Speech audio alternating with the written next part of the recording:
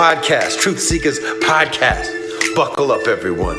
We're going to talk aliens, UFOs, ghosts, spiritual and paranormal. From all of the three moons, beyond your wildest dreams.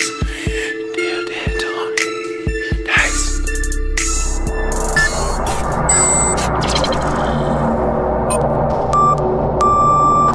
TruthSeekah and or its affiliates are not responsible for any strange phenomena that may occur during or after listening to this podcast, which may include the following: heightened senses of awareness, psychic abilities, UFO sightings, alien contact, time loss, out-of-body experiences, ringing in the ears, ESP, lucid dreaming, increased synchronicities, astral projection, telepathy, stronger intuition, levitation, miraculous healings, and or remote viewing.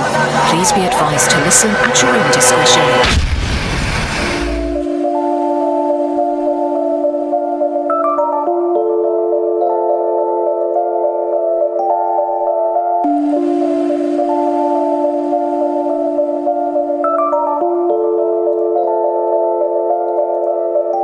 Won't you come and take me away? I just wanna be with you. Won't you come and take me away?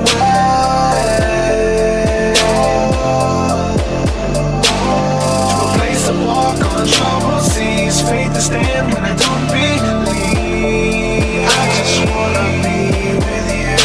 Won't you come and take me away? I just wanna be with you.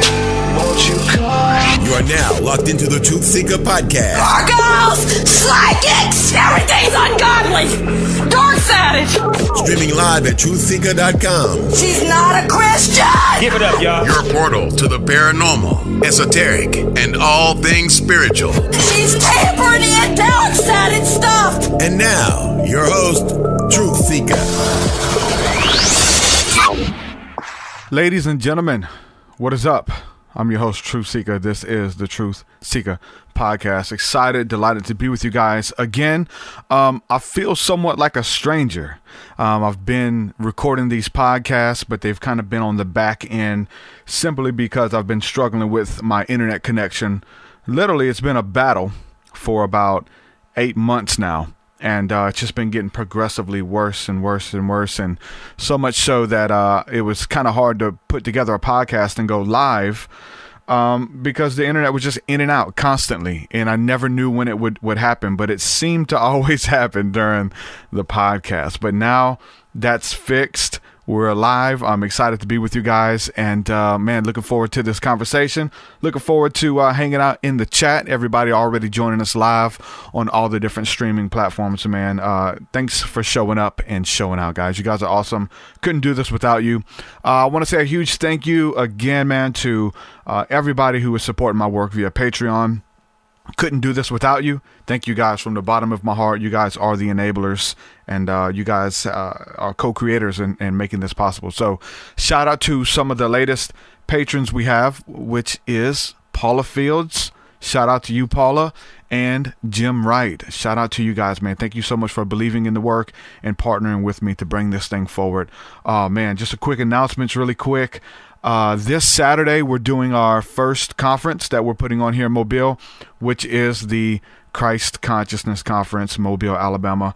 Myself, Gothic Mystic, a.k.a. Joshua Fluman, and my buddy Justin Caldwell will be there playing prophetically the piano and doing teachings and healing. And we're going to be talking about sacred geometry, vibration, music, color healing, sound healing. It's going to be fun. So if you can make it, make sure you check out the tickets at TruthSeekah.com or Christ-consciousness.com. Tickets are available. If you can't make it in person, there are options for the live stream. So make sure you guys check that out. Let's see, other updates. I'm almost done with my book. Putting together a book is a lot of work. Like, I literally spent all of last week, or didn't go live at all, didn't do a podcast. I spent the whole week working on the book, and man, it's very strenuous and draining of getting all this content out.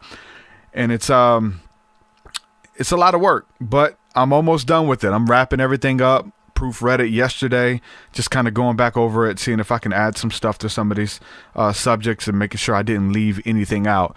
But awesome news, man. I just heard back from Jordan Maxwell, and he agreed to write the foreword for my book. So Jordan Maxwell will be writing the foreword and giving his endorsement and expertise in a couple paragraphs when it comes to dealing with the spirit world and how they interact with us. So I'm super excited that off the back I got the support from Jordan, and talking to some publishers right now. Don't know if I'm gonna get a publisher or if it's gonna be self-published, but when I roll it out, I will be doing a pre-order, probably doing some autograph copies and things like that. So make sure you stay tuned. The title of the book is Spirit Realm: Angels, Demons, Spirits, and the Sovereignty of God.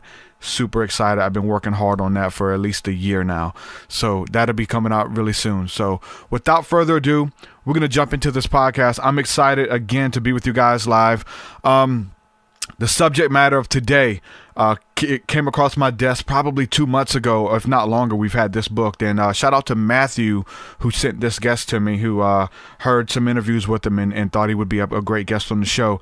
The subject matter, I think I tend to kind of shy away from, simply because all of the evil in the world, right? I don't like to acknowledge it. I know it's there.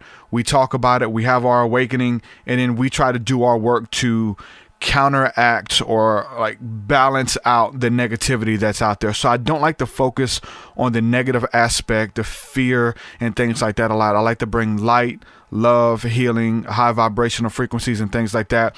But again, if that's all that we focused on, then we're still denying people a piece of the puzzle. And that's what this show is based on, is everybody taking their piece of the puzzle, bringing it to the table, and seeing if it makes a picture. So today's story, we're going to get kind of deep. There's some really interesting things in there about the government. Today is September the 10th. We're going to talk about 9/11, some of that stuff, awakening to the government, who's really behind it, secret stuff that's going on. I'm welcoming today's guest, Torrey Grossman. Torrey, welcome to the TruthSeekah Podcast, brother. How are you? How's it going? I'm doing pretty good, Derek. Thanks for having me on. Oh, definitely, man. Hope that wasn't too bad of an introduction, man, just to kind of let people know that we're going to get kind of deep, man. Like, your story is very interesting. I deal with a lot of light workers and things like that, but in order to appreciate the light, I think you have to go through the darkness, right? You have to have a story to tell, and something that allows you to see the contrast of what is good, what is evil, and what this whole experience is about. And I think your story embodies that. Thanks, man. Yeah, I mean, like, there's a lot of good people in doing what people would consider like bad jobs, you know, and like that was me a little while ago. I'm not proud of the stuff I was doing overseas. I was an Army Ranger. I don't know if I can't remember if you said that, but I joined the military after high school, and I went straight through to the Army Ranger unit, and I've been on 4 deployments, 1 to Iraq and 3 to Afghanistan.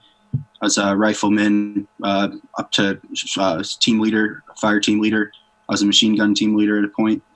I've deployed with SEAL Team 6, like basically like watching the back door with my machine gun as they go in and kill people. And, we were doing night raids, and we were kicking in the door, and like, so like I'm come from that like dark world. And there's a lot of good people involved in it that joined for reasons that they believed in at the time, you know, but I think I have to like honor my convictions after the fact, and I need to like admit when I was wrong about something and try to fix the record. And so I'm trying to do that now. I'm also trying to bring a spiritual message too, because it's really dark what's going on like not just like a national scale or anything like that, but just a global scale with 9/11 and everything. Because I'm sure you're aware of that, but 9/11 was an inside job, and it's like not what they told. You know, I don't know if you remember. How old were you, Derek, when 9/11 happened? Man, I'm bad at math, but that was in 2001, correct? Yeah, a long time ago. I was a young man. Right? Was it? Yeah, I was a young man, and yeah, that whole thing. Did you enlist in the Army after that? Because I've talked to a lot of people. Once 9/11 happened, they're like, "Yeah, we're going to war to, protect our country," and they were just gung ho of all these people signing up to go to war, and then they get over there and they go through it and they're hyped up and they get indoctrinated, and then they find out, whether it's through watching documentaries and things like that, like, hold on, I'm in over my head and we're fighting a war that isn't even, like, they've been lying to us about this whole thing. Is that kind of what happened to you when you went over there, or when, like, you know what I'm saying? When did you enlist? I enlisted right out of high school. So I enlisted when I was 18 back in 2008. I was in 6th grade when 9/11 happened. So I'm 29 right now. I've been out of the military since 2012, December 2012. So right as the world was ending, I was getting out.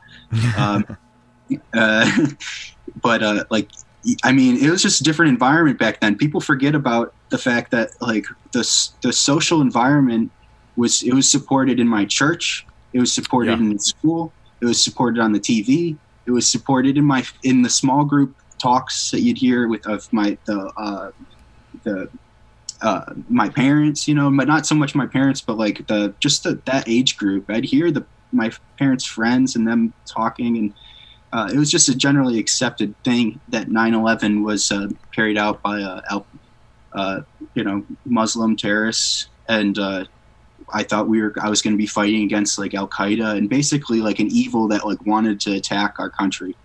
And that just didn't turn out to be true. But it was hard to see that, like, while I'm in there doing it, because you're just sent through, like, one of the most kind of disassociating processes you could possibly be sent through, to condition you to just, like, follow orders and not ask questions, and everything's compartmentalized. So, it's designed so that, like, the brain sends signals and the fist, like, reacts. And, like, I was the fist. I wasn't the brain. I was the one, like, getting bloody and giving somebody else a bloody nose or worse. But, like, you need to step away from that situation, I'd say, to, like, really be honest with yourself. Like, I wasn't able to be really honest with myself about what I was doing, like, when I was in. So it required me, like, stepping away from it all, I'd say. But I had some like bad senses about, like, what was going on. That probably caused me not to re-enlist, because, I mean, like, some of the worst people, like, stuck around and some of the best people got out. And when, like, back, I'd say I joined in 2008. The social atmosphere back then, for people that remember, was totally different than it was post-Obama. Pre-Obama and, like, the end of Bush's term, there was a major anti-war movement that was growing in momentum. And I didn't expect to be like that. We're still be in the war right now. That'd be absurd. I thought I was going to miss the war. From my, like, young mindset, I was like, okay, this is, like, the war of our generation, and I'm going to miss it because I'm in high school, and there's no way that it's going to be going. But if they would told me, oh, it's going on, it's going to be going on, like, a decade later, I wouldn't have believed it. Like, why? Where's Osama that we can't, like, end this thing? There's a lot of tricky stuff when it comes to 9/11. There's a lot of different theories, and some of them are good. I mean, there's so much information, and 9/11 for me was one of the things that woke me up. Actually, it was actually watching the documentary Fahrenheit 9/11 by Michael Moore. And just to see it, really, that imparted a sense of empathy to me, because it showed us bombing them and running in their houses, shooting people, like, bunch of crazy stuff that the military was doing. It showed it from their perspective.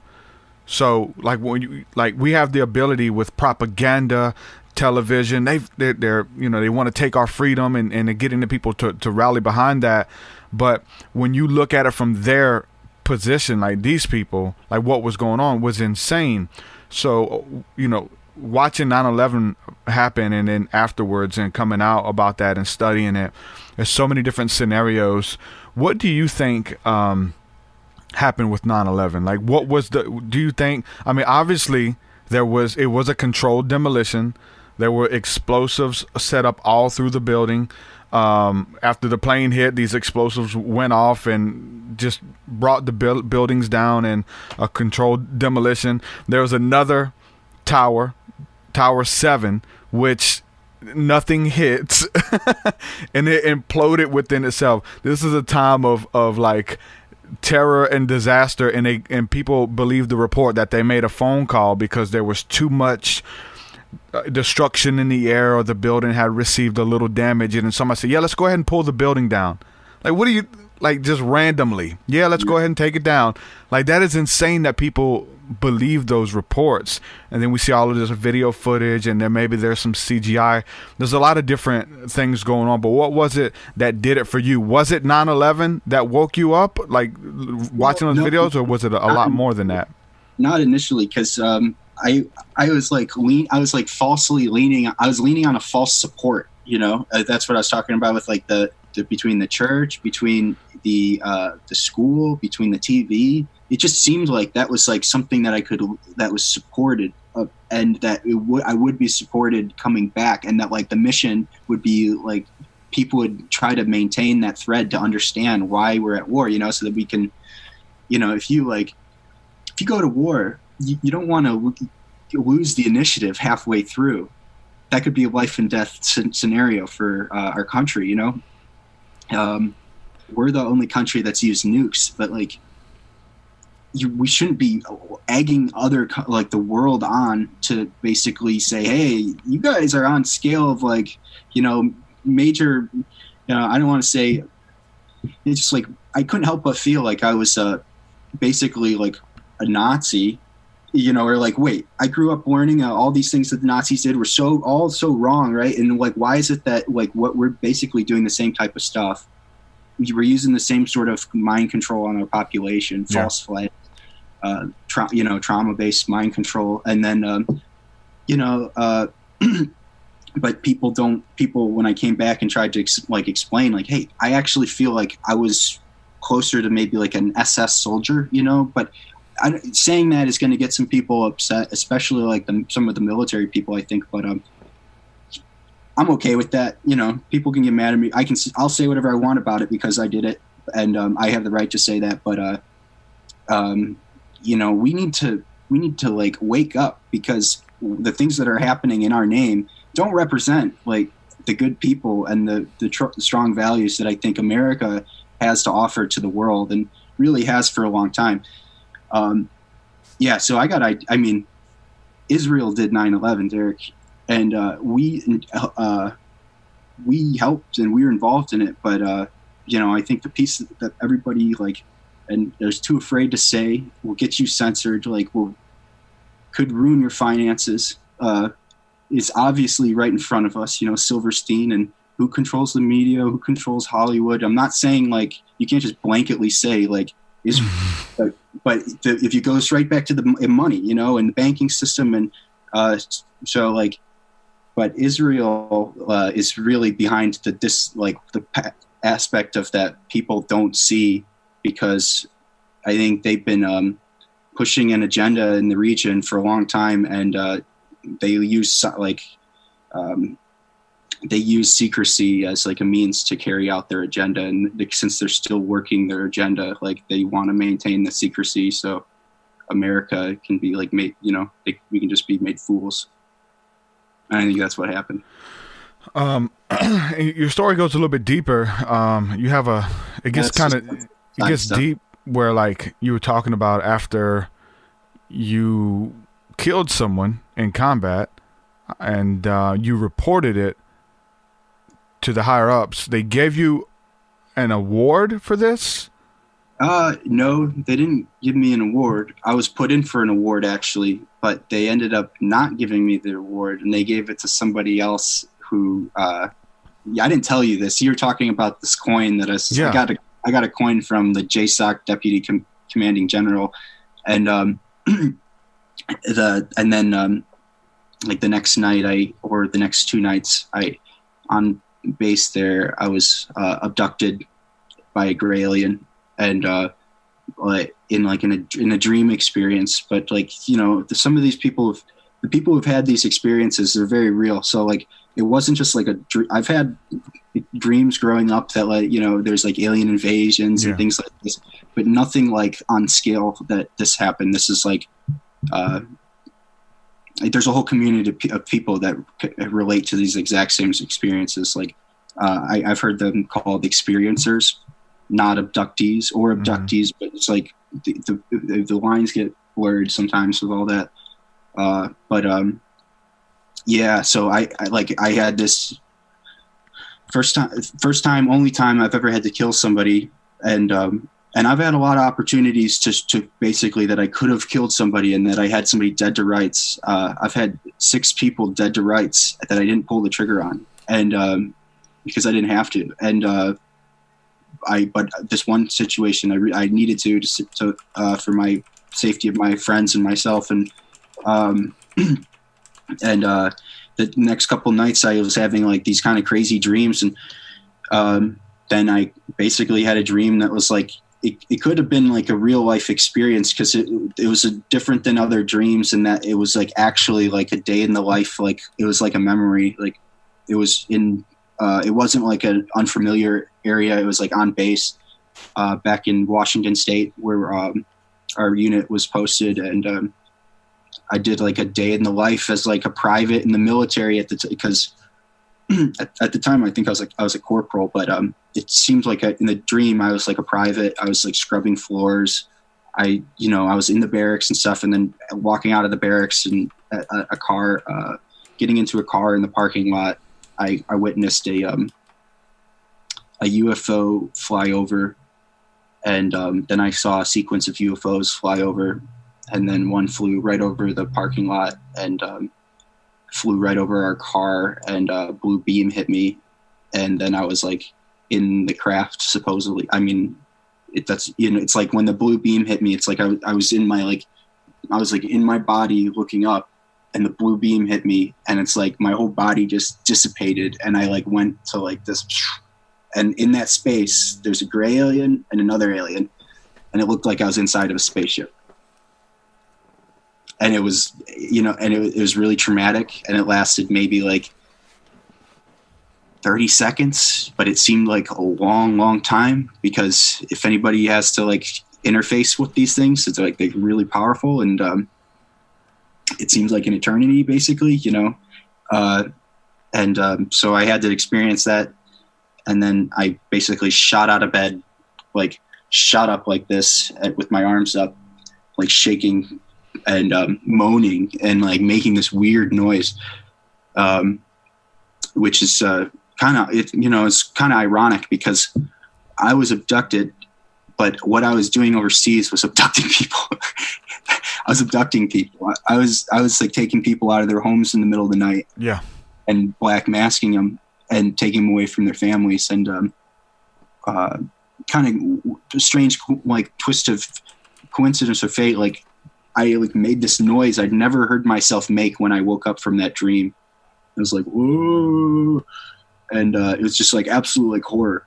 And then the next week on a mission, some old Afghan elder or something like was trying to go to the bathroom in the middle of the night and didn't realize we had a machine gun position set up because we were SEAL Team 6 was like taking out their neighbor, and the guy didn't realize, and it was like 3 a.m. and he walks with his flashlight. He's looking at the ground, and my squad leader like walks over to grab him because the guy was so oblivious that we were standing right there that like he could literally walk right up to the guy. So the guy's walking with his flashlight looking at the ground, and he lifts the flashlight up just as he's like, my squad leader's feet basically hit the light. And by the time he lifted it up like this, he made the same noise and did the same sort of reeling, like he like fell backwards and made that same noise, like of just pure fear. So I don't know. I mean, I don't know what the alien experience was, but yeah. Yeah, I know. That's what we talked about before we went live, is the fact that like, you don't have a book out or nothing like that. You're not trying to push an agenda. Like we're not going to have this conversation and you say, well, those were the Andromedans and they are the evil guys. I talk to people all the time who claim to have it figured out. And those who claim to have it figured out, I really don't believe them. And like Jordan Maxwell said, I mentioned him at the beginning, don't believe the person who's bringing you the truth, but always believe the person who is seeking it. The person who is seeking the answers, and they're like diligently looking for the truth behind it and seeing what happens. And so to see like the humility that you're still in, and you're a truth seeker, right? You're trying to figure out what happened. You have a piece of the puzzle. You're bringing it to the table. It allows us to explore it and really get to the bottom of this and see what's going on. You did mention maybe they were like, whatever they were, could have been something that allowed you to feel what you were doing to other people. Like they set up this scenario in the dream space, wherever it was at, if you physically went there or whatever, in the headspace, to say, okay, you need to kind of feel what it's like, what you're doing to people, and allow you, like in a span of a few moments or whatever, to feel everything that you were doing, your karmic debt, the fierceness, how scary that was. And then you had this encounter. I really believe the more research I'm doing, it's like there are these entities who are like behind the construction of reality, and this is their job. They're whether this is a simulation or what, these entities are able to pop in and out of our reality and interact with mankind. They've been here since the beginning. It's nothing new. I don't think that they're demonic in nature. And I don't think that just because something was negative, you had a negative experience, that it's so-called a demon from hell or from Satan. Like maybe you being able to experience that was your awakening. I gotta stop. I can't keep doing this, right? What happened in your mind, in your life, and your destiny, essentially, after that experience? What happened? Like, did you have a change of heart? Did you say, okay, I'm done? No, I woke up the next morning and told my whole squad, and like, you guys need to know what just happened to me, because I thought they heard me. Because I woke up like kind of like yelling, basically. I thought I woke everybody else up, but apparently I didn't. So like that was at like 5, the equivalent to 5 a.m. because we were on reverse schedules. So I had to like sleep during the daytime in like a totally blacked out room, air conditioning and stuff, for the hot deserts outside. I had no idea. Then by the time the sun goes down, I wake up and we're going on ops. So like I woke up and I'm like, dude, you guys, I just got like abducted by an alien, and tried to explain it to her. And I had to let it go because I was going out on some pretty heavy missions, right? Yeah. But that was the starting point for a frame of reference to understand that to understand that these things actually do exist and they're unexplained, and a lot of people are experiencing them. And there's something to be understood here that I previously didn't think I could even approach, because I'd always stood up and under the stars and looked up and wondered and thought wow, the awe of it all. And I've always wondered and wanted to know if they existed, the others, or what would that look like if I ever had an experience? What would that even be like? And I didn't expect it like that, so I kind of forgot about it I didn't forget about it, but I kind of put it away because I was on deployment with SEAL Team 6 at the time, and they would go on missions, and then our platoon would go out on missions. And when they would go out on missions, I was attached to them as a machine gunner. And then when our platoon would go out on missions, I would go out with them too. So it's like a little bit like going through a washing machine, being in this sort of unit, because your schedule is nonstop and you need to be focused on what you're doing. So I told people immediately to so that I had kind of a psychic anchor to go back later and be my best friend that was in my squad, and be hey man, this is real, because it was traumatic. Yeah. And I knew that I would not forget it. It was that traumatic that it made this reality seem not as real,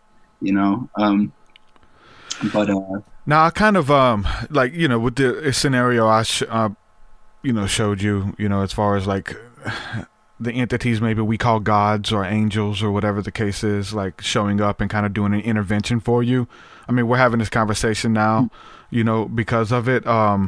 But what about, and have you looked into the MyLab abductions and which is the military and initiated abductions, where the military either are working with aliens and they're like allowing them to abduct people, because a lot of people who have stories very similar to yours talk about how they're on a table, there's these little men in suits or these little beings in there, but then in the corner there's a man in military garb kind of watching the whole procedure. Have you looked into that at all? See, I didn't experience like a military person, but I got abducted while I was in the military, off military base. Yeah. So, in the dream experience, that, and to me, that was so real when I dreamed it. It wasn't like other dreams. It was totally different in the fact that it just is like standalone. Like it could have actually been a real memory. That's so real. I don't know, especially because you start looking it up and you realize that people are missing time, and then the memories come back to them in dreams. So that could be it. Is the military working with Greys and stuff like that? And we kind of need to really understand more about the spiritual dimensions and the entities that I think that you were talking about earlier, just how they kind of control the simulation in a way, and they may exist in another dimension, but they're very real and always have been maybe a part of our reality as a spiritual force. And in that sense, the military might have be aligned with them in some sense, some sort of evil sense, but I don't know if you actually have consent for that, there's a board of military that says, yeah, we can give our stamp of approval, I don't know if that's even, or it's just you become, you kind of forget yourself and your true purpose, and you're the true, the true light and love of what's around us. And then you subtly align with darker forces, not even really knowing it. That might be more along the lines of how the military is working with Greys, but the idea you've heard different stories as far as the cattle mutilations and things like that, and people being abducted. I mean, there's some theories where in exchange for technology that the government will allow you to abduct and test so many people. I mean, if you look at it in reality, with this whole abduction scenario, you know what I'm saying, you were abducting people, right? Going in, taking people, and they're doing experiments on these guys. If you look back into definitely the Nazis, but even some of our secret military, they're doing some really demented stuff to people, right? So if we caught an alien, if I caught an alien in my house, he popped into my reality and I trapped him, called the cops, they're going to bring him to the military. They're going to interrogate him. They're going to strap him to the table. They're going to do experiments on him, right? Same thing with us. If there's this other species of aliens out there, or these other beings, and they pick up a human, they're going to want to run tests and make sure we're not toxic. Maybe we're not sick. You're going to kill, we have some type of disease that's going to wipe out their civilization, right? It was kind of like a mirror thing that's being done. The interesting thing is that there's this, we don't know, you know what I'm saying? And so some of the people who know, again, I question them. And with that being said, you mentioned that this could be an aspect of maybe your higher self. That's plausible. I'm sure it's not going to look like you. If you encountered it, maybe it's beyond the Matrix, and it's watching you do this simulation. There's so many different scenarios that can make sense. That's happening. A lot of people, and I'm going to just talk to you about this because you mentioned interdimensionals. There's a big push right now for flat Earth and those theories, and we're in a bubble or a ball or whatever. So when we talk about space and aliens and explorations, the flat earthers are nope, it's not aliens. There's no such thing as aliens. They're interdimensional demons. So I don't know if that's where you're coming from. At our center point, we're all connected, right? And everything is made in the image of God.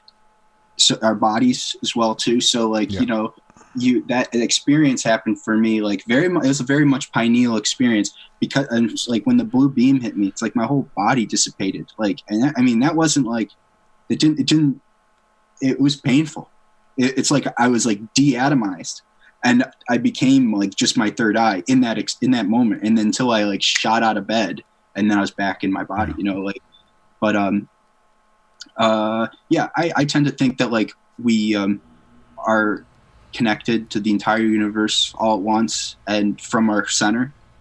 And like, that's like kind of like a portal we're so ultimately like we're channels, and your channel can be like, it could be dirty or it can be clean. And, you can kind of bring in more negative entities, or you can bring in like positive, like light and beings and, whatever. I don't want to get into like whether, I guess I don't really go too deep into the like the spiritual, the dimension of angels and all that stuff. I believe in it all, but I don't want to like say exactly like, because I think it's like past lives, you know, it's like, yeah, that there's a reality there, but it's almost superfluous.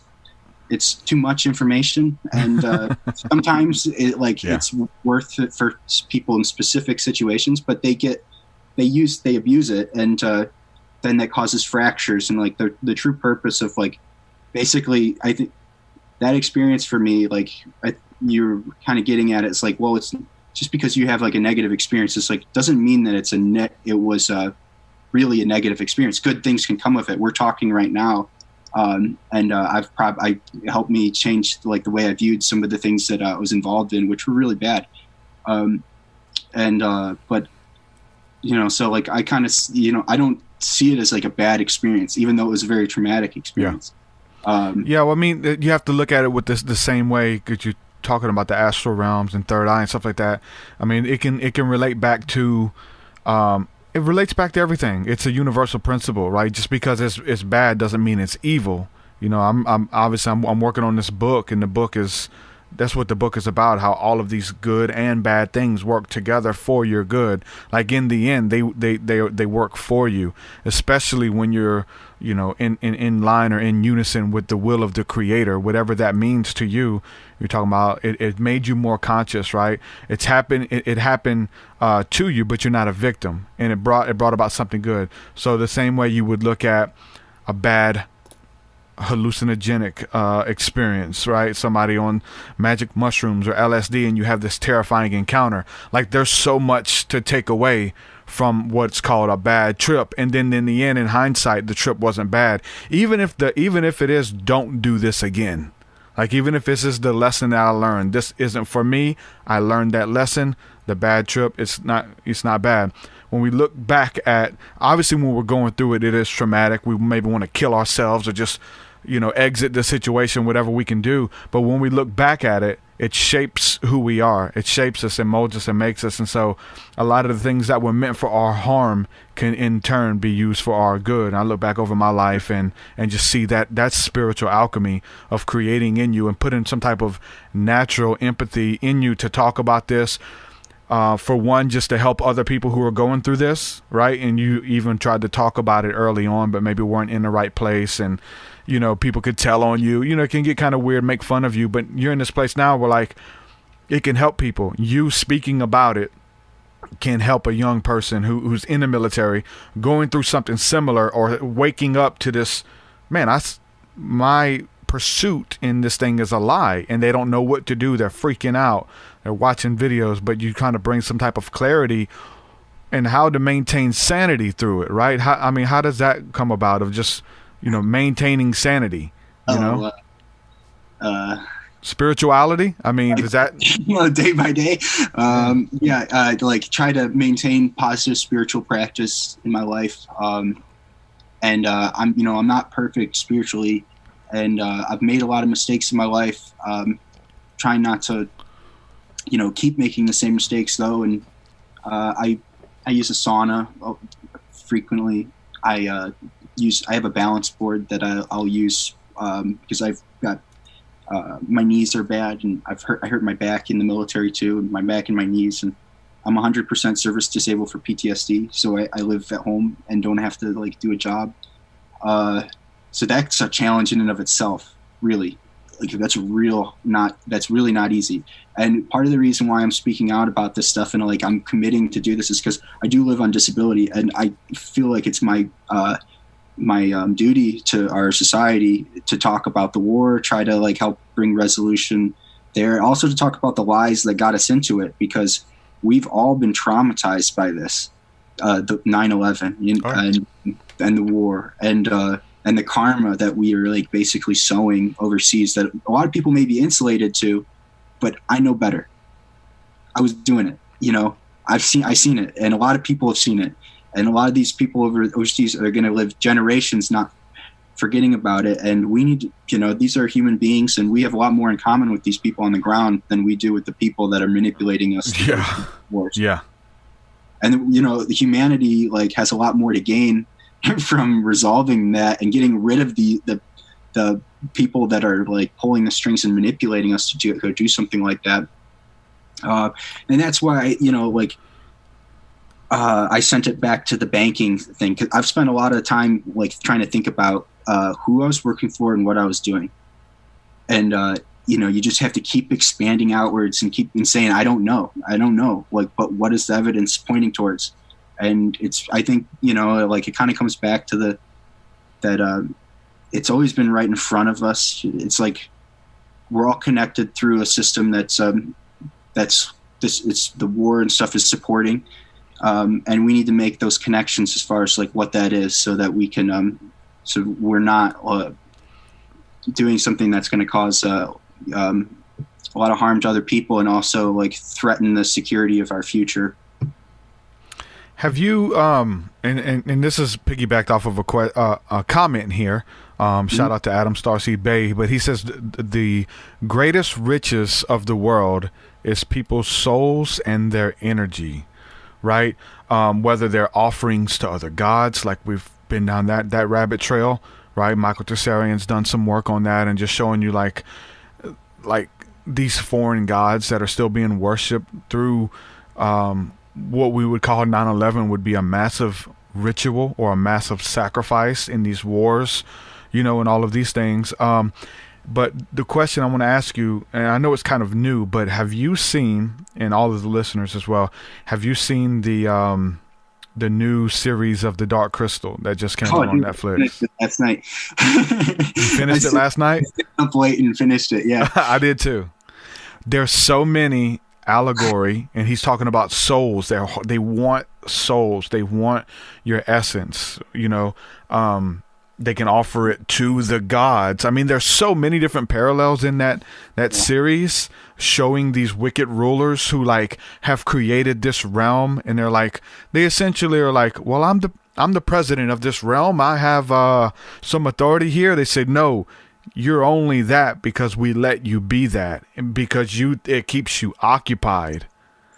You know, the Skeksis are so disturbing. Yeah. It's so crazy. There's so many parallels watching that to a lot of different things. And I think definitely the government, maybe even some vegan ties in there, whether the Skeksis were like food and you just didn't care how they felt or what they were going through. You just wanted to consume their life essence. But, you know, if there's a reptilian race or there's some evil overlords, I don't know if you want to go reptilian, but evil. I'm down to go any of these things. And then we can double back to Flat Earth, too, because I kind of laughed or smiled a little, but I'm willing to talk about it. And I mean, something's going on. You know, I like to go back to the Bible. The Bible talks about this war, right? This war between the seed of the woman and the seed of the serpent. It literally says a serpent seed that will fight against the children of light, right? Like there's going to be this war, and who are those serpents? Are they on planet? Are they our government? Which I believe, or at least we're working with them if it's not them, right? In a grand scheme of things. But yeah, how would you respond? Like, though, right? And it's like the serpent, like it's like the Skeksis, right? And what are the Skeksis? Like they're like a reflection of like ourselves, right? And like maybe our like reptilian mind, like. Well, that's deep because all of the Skeksis, they had a shadow self that was a more you know what I'm saying, in lightened side, or a more of a, you know what I'm saying, humble, and they were part of the earth. They were going to return back to the Creator, right? And the Skeksis was like the evil side. I know we're getting off on a tangent, but it's pretty interesting to me. In my talk with Jordan Maxwell last night, he was talking about pretty much how we've heard the Zachariah Sitchin stories about how we've been, you know what I'm saying, genetically modified, and the pre-hominid men were, something happened to our DNA. And we were, they did something to us to make us who we are today, right? And so Jordan was talking about, which is, I mean, I know about the battle of the flesh and the spirit and the good and evil that's within us, but he was talking about how there's two parts of man. You have the reptilian side that just wants to drink, party, kill, rape, torture. That's in every man. But then you have the higher self that's in there as well, the spiritual side that wants to help, that loves poetry, art, to create, to bless, to heal, to help people. And there's just war within man, the good and the bad side, again, kind of relating back to the show The Dark Crystal, showing these two different sides of the one, right? Which is very interesting. For sure. A good way of looking at that as well is like the chakras. And it goes right back to your body. So to understand the chakras, you have to physically sit and connect and align yourself, and then you can see that in the different colors and what they represent, and how different kind of polarities all come together. So back to from chakras and connecting to your body, and we could go to flat Earth from there.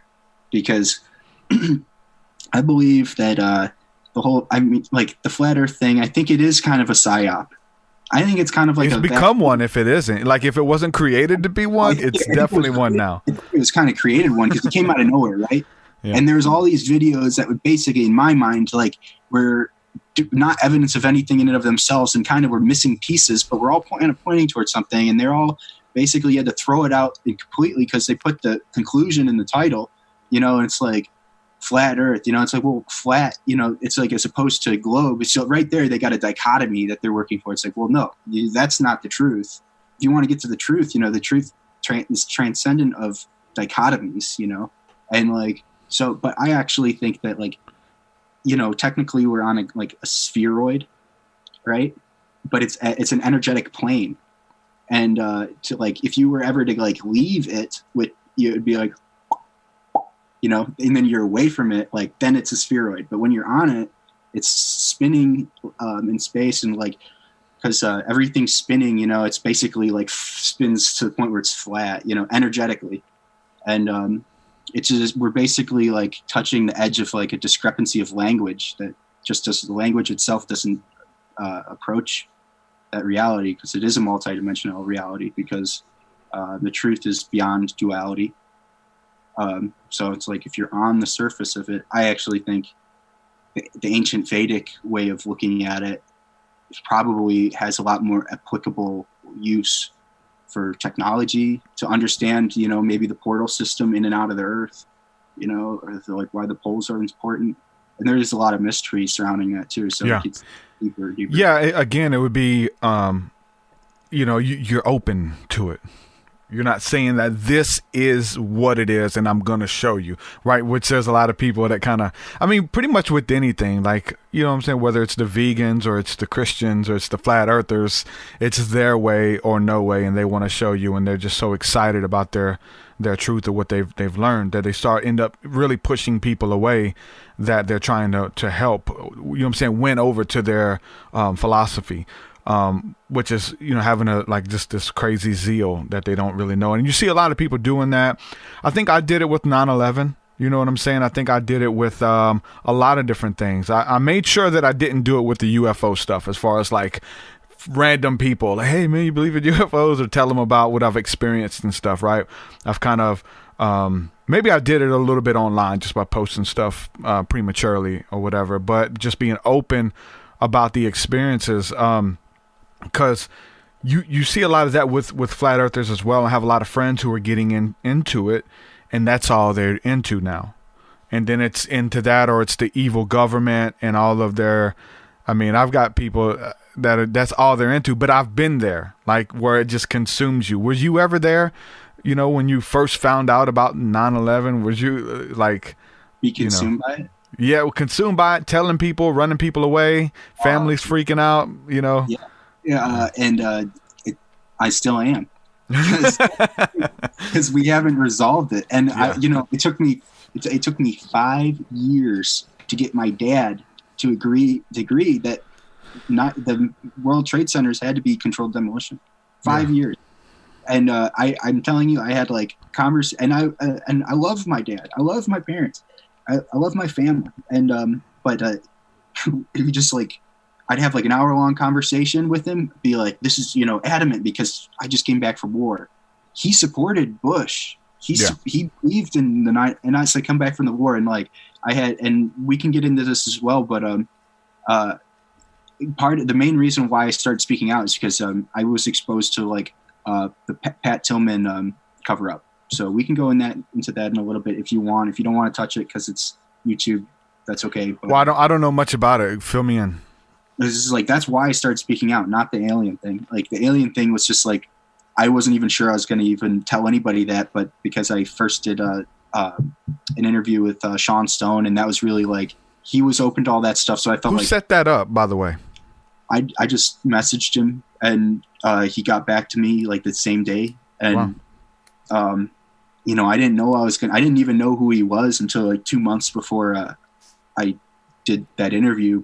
But I discovered him and I realized like, whoa, this is a guy who'll like let me talk and like allow me to like actually share my story. Whereas anybody else he asked good questions, and he was on the same page with a number of the different aspects of it that would allow me to like get out like the full scope of what I was dealing with like the spiritual side of it, the alien side of it, like the economy of war side and stuff like that. But I didn't even think I was gonna speak out about the alien stuff. I just felt like for a couple years I was like really just trying to speak out about Pat Tillman being murdered, and because I was in his unit, and after he was killed, about 4 years after he was killed, I got to the unit and I went directly into his company.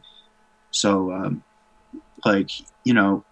part of like what's really motivated me is just that like I held all these beliefs joining, and then they systematically like kind of just self-destructed on me as I was going through, but especially when I got out. And Pat Tillman was a major one for me, because like I remember what they put over the TV about like him being a hero for storming a machine gun position, and they gave him a big military funeral, and it was all over the TV, and the president came out and talked about it, and but his family wasn't happy with it. And it turns out that like he actually, the story that they gave wasn't true about how he died. And there's still a lot of questions about how he died. And then his family investigated it, hired a private investigator. And it turns out that like none of the original story was true. And the hard facts showed something completely opposite. One of those being that he was found with 3 of our own rounds in his forehead, like in a really close shot group that would need to be within about 10 yards to get that sort of close shot group. And they blamed it on a machine gunner shooting him at 50 yards on accident, but nobody was ever kicked out of the unit. Nobody was ever held accountable. I'm telling you, like, it was all BS. It was all cover up. And he was basically assassinated from what, my opinion, from like expert opinion of like knowing what it takes to zero a weapon and being in the unit and stuff like that. It's like, I wasn't there, but if you just look at the evidence, it's obvious he was assassinated. And I had somebody pull me aside from my leadership and tell me that while I was in. So like, that was one of those things that like, I just kind of buried at the time. And then as soon as I got out, it like came back like full force, and like, I couldn't let it go, because that is something that like other people that I knew all knew about Pat Tillman. but they believed the other story, you know. And I would actually, you know, I'd actually been involved in this stuff to where I was close enough to that I heard what happened to his unit after he died. They split up his platoon and moved people all around. You know, that's abnormal. The mission that he went out on was an abnormal mission. It was a Humvee recovery mission. Everything about it was abnormal. And he'd contacted Noam Chomsky right before that deployment as well. So the signs were there that he was trying to speak out. He was going to speak out, and then they killed him, you know, and he's like an American hero. Definitely a big, like, American icon at the beginning of the war, and was helped use to sell the war. So, like, I felt like that was my original calling, actually, Derek. And the spiritual stuff and the alien stuff is like kind of just like, that's just me completely. As far as what I have to offer. Seems like for me, I mean, that's the solution of it. There seems like there's this progression, and I've just seen it within my own life. And then before we went live, I mentioned to you a couple of different people who were involved with Anonymous and things like that, and they do the marches, and I mean, they're outside of the Capitol shaking their fist and holding signs, and they go home at the end of the day, right? And there's no resolution, right? They're trying to call for an uprising. A lot of those people, and these are hip-hop artists and a lot of people really, they start there, but then they figure out, look, this marching thing, this rallying, this creating websites, creating videos, like, it helps, like, it's doing something, but to really see the change and find the solution to really help humanity out of this debt that we're in this place that we're in, is really evolving spiritually and getting enough people to start becoming conscious, to getting enough people to start caring. And it takes government stuff. It takes, hey, look at what your government's doing. It takes documentaries like Fahrenheit 9/11 to really birth something. Alex Jones, as crazy and as far out as he is, he's helped a lot of people just kind of question the narrative and just to see some things that, hold on, maybe these people don't have our best interest in mind. Maybe these people are lying. Maybe they are in it for the money or whatever the case is, right? There's just different scenarios that things like this open up for people. And so that's why, like, your story is important. And where you started, but I do really feel like you know, I think the spiritual part is more important than the negative side, right? It's like, oh, okay, how are we going to bring change? Is it to continue to complain about it and just tell your story? That's your story. It's part of it. This is who you are, right? It's your truth. But moving forward, man, as far as bringing change and undoing maybe the wrong that you've done, or now you're pushing truth in the midst of you were following lies or whatever the case is, it's all about this spiritual progression. So I really do think it's the answer. And those people who I mentioned, those rappers, they're now leaning more towards spirituality. Now they're talking, whether they're vegans, they may not be Christian, they may not be New Age or very spiritual, but maybe they're conscious. Now they're militant vegans. Now they're trying to help. You know what I'm saying? And they've done all the protesting and stuff like that. So I mean, for you, I mean, obviously, like you said, that's what's helping you, and that's what you have to share. Like, that's the solution. Why would you try to give something to somebody that's not working? All you really, your truth is what's working for you and what didn't work. Right? And that's part of your story too. Look, this didn't work. This killing people and signing on with the government and believing these false narratives and things like that, But it's always something that opens the door, right? The Pat Tillman thing, 9/11, right? Obviously, I'm still not preaching 9/11. I mean, you know what I'm saying? That's part of my story. I could. People don't know who did it. And if they did, they'd understand why the Epstein thing. Like, if you put the Epstein timeline in place, blackmail, are you kidding? Mossad and everything. Like, man, you pull the blackmail ops there, right there. Like, think about how Clinton was involved in that. If people just put the timeline in place for Epstein, they would see that 9/11 and like the stuff coming afterwards. It's not a coincidence. And so, I mean, like, we're kind of in this unprecedented era of shadow work and like, where past traumas are coming up and we need to address them and stuff. And I think everybody's feeling it. But I'm like an insider, but not like one of those insiders that's been in for 20 years and they're just like over their head in it. Like I did 4.5 years, and I just decided not to re-up, but I was in way more than I like bargained for with that. And, but I was like in enough that I like can speak about this, and I like have insight actually into what was going on. And like, I was really doing the things that I was really an Army Ranger. It wasn't like I was really kicking in doors. I was really doing that. And, you need somebody like that to just like be like, hey, we need to stop this because this is really bad. And people over here don't get it. And it's like what you do to other people is like, comes back to bite you and could be done to you. So this whole drone infrastructure, this whole like we own the night, and they come in and take you away and black mask you, like, that's not what I thought I was signing up for. I thought I was going after like Al Qaeda. I found out later that's just kind of that's not even necessarily real. We were just going after people that opposed our occupation, like never ending now. What if that was turned around and like used against American citizens? What if, that's the big thing, bro, because like that's where the empathy is, like putting yourself in their shoes. Like literally, what would you do if they were about to kick your door in and come and kidnap your wife and daughter? Like, what would you do? Would you, God forbid, strap a bomb and run into a group of 17 of them and sacrifice yourself for the greater good? Like, I have to rationalize it and say, okay, this is what these people are doing. They're looking out their window. Say if not even if it was the Chinese and we had them at every stop sign and they're harassing you. You're just trying to get to work. They're pulling you out the car, shaking you down, checking your pockets, taking stuff from you, abusing you, slapping you around. Like, this is like literally stuff that we were doing and worse, right? Like, what would you do? We have to put ourselves in that mind, in that mind state. Is that what did it for you though? Just the empathy of like kind of, I mean, having the alien encounter or whatever, just being able to feel what you were dishing out, right? I mean, that's where the empathy comes in, huh? For sure. And just realize, recognizing that like we did it all for a lie, and people coming home, like people would say they'd act like they were sincere and, thank you for your service, and like I had to deal with that a lot.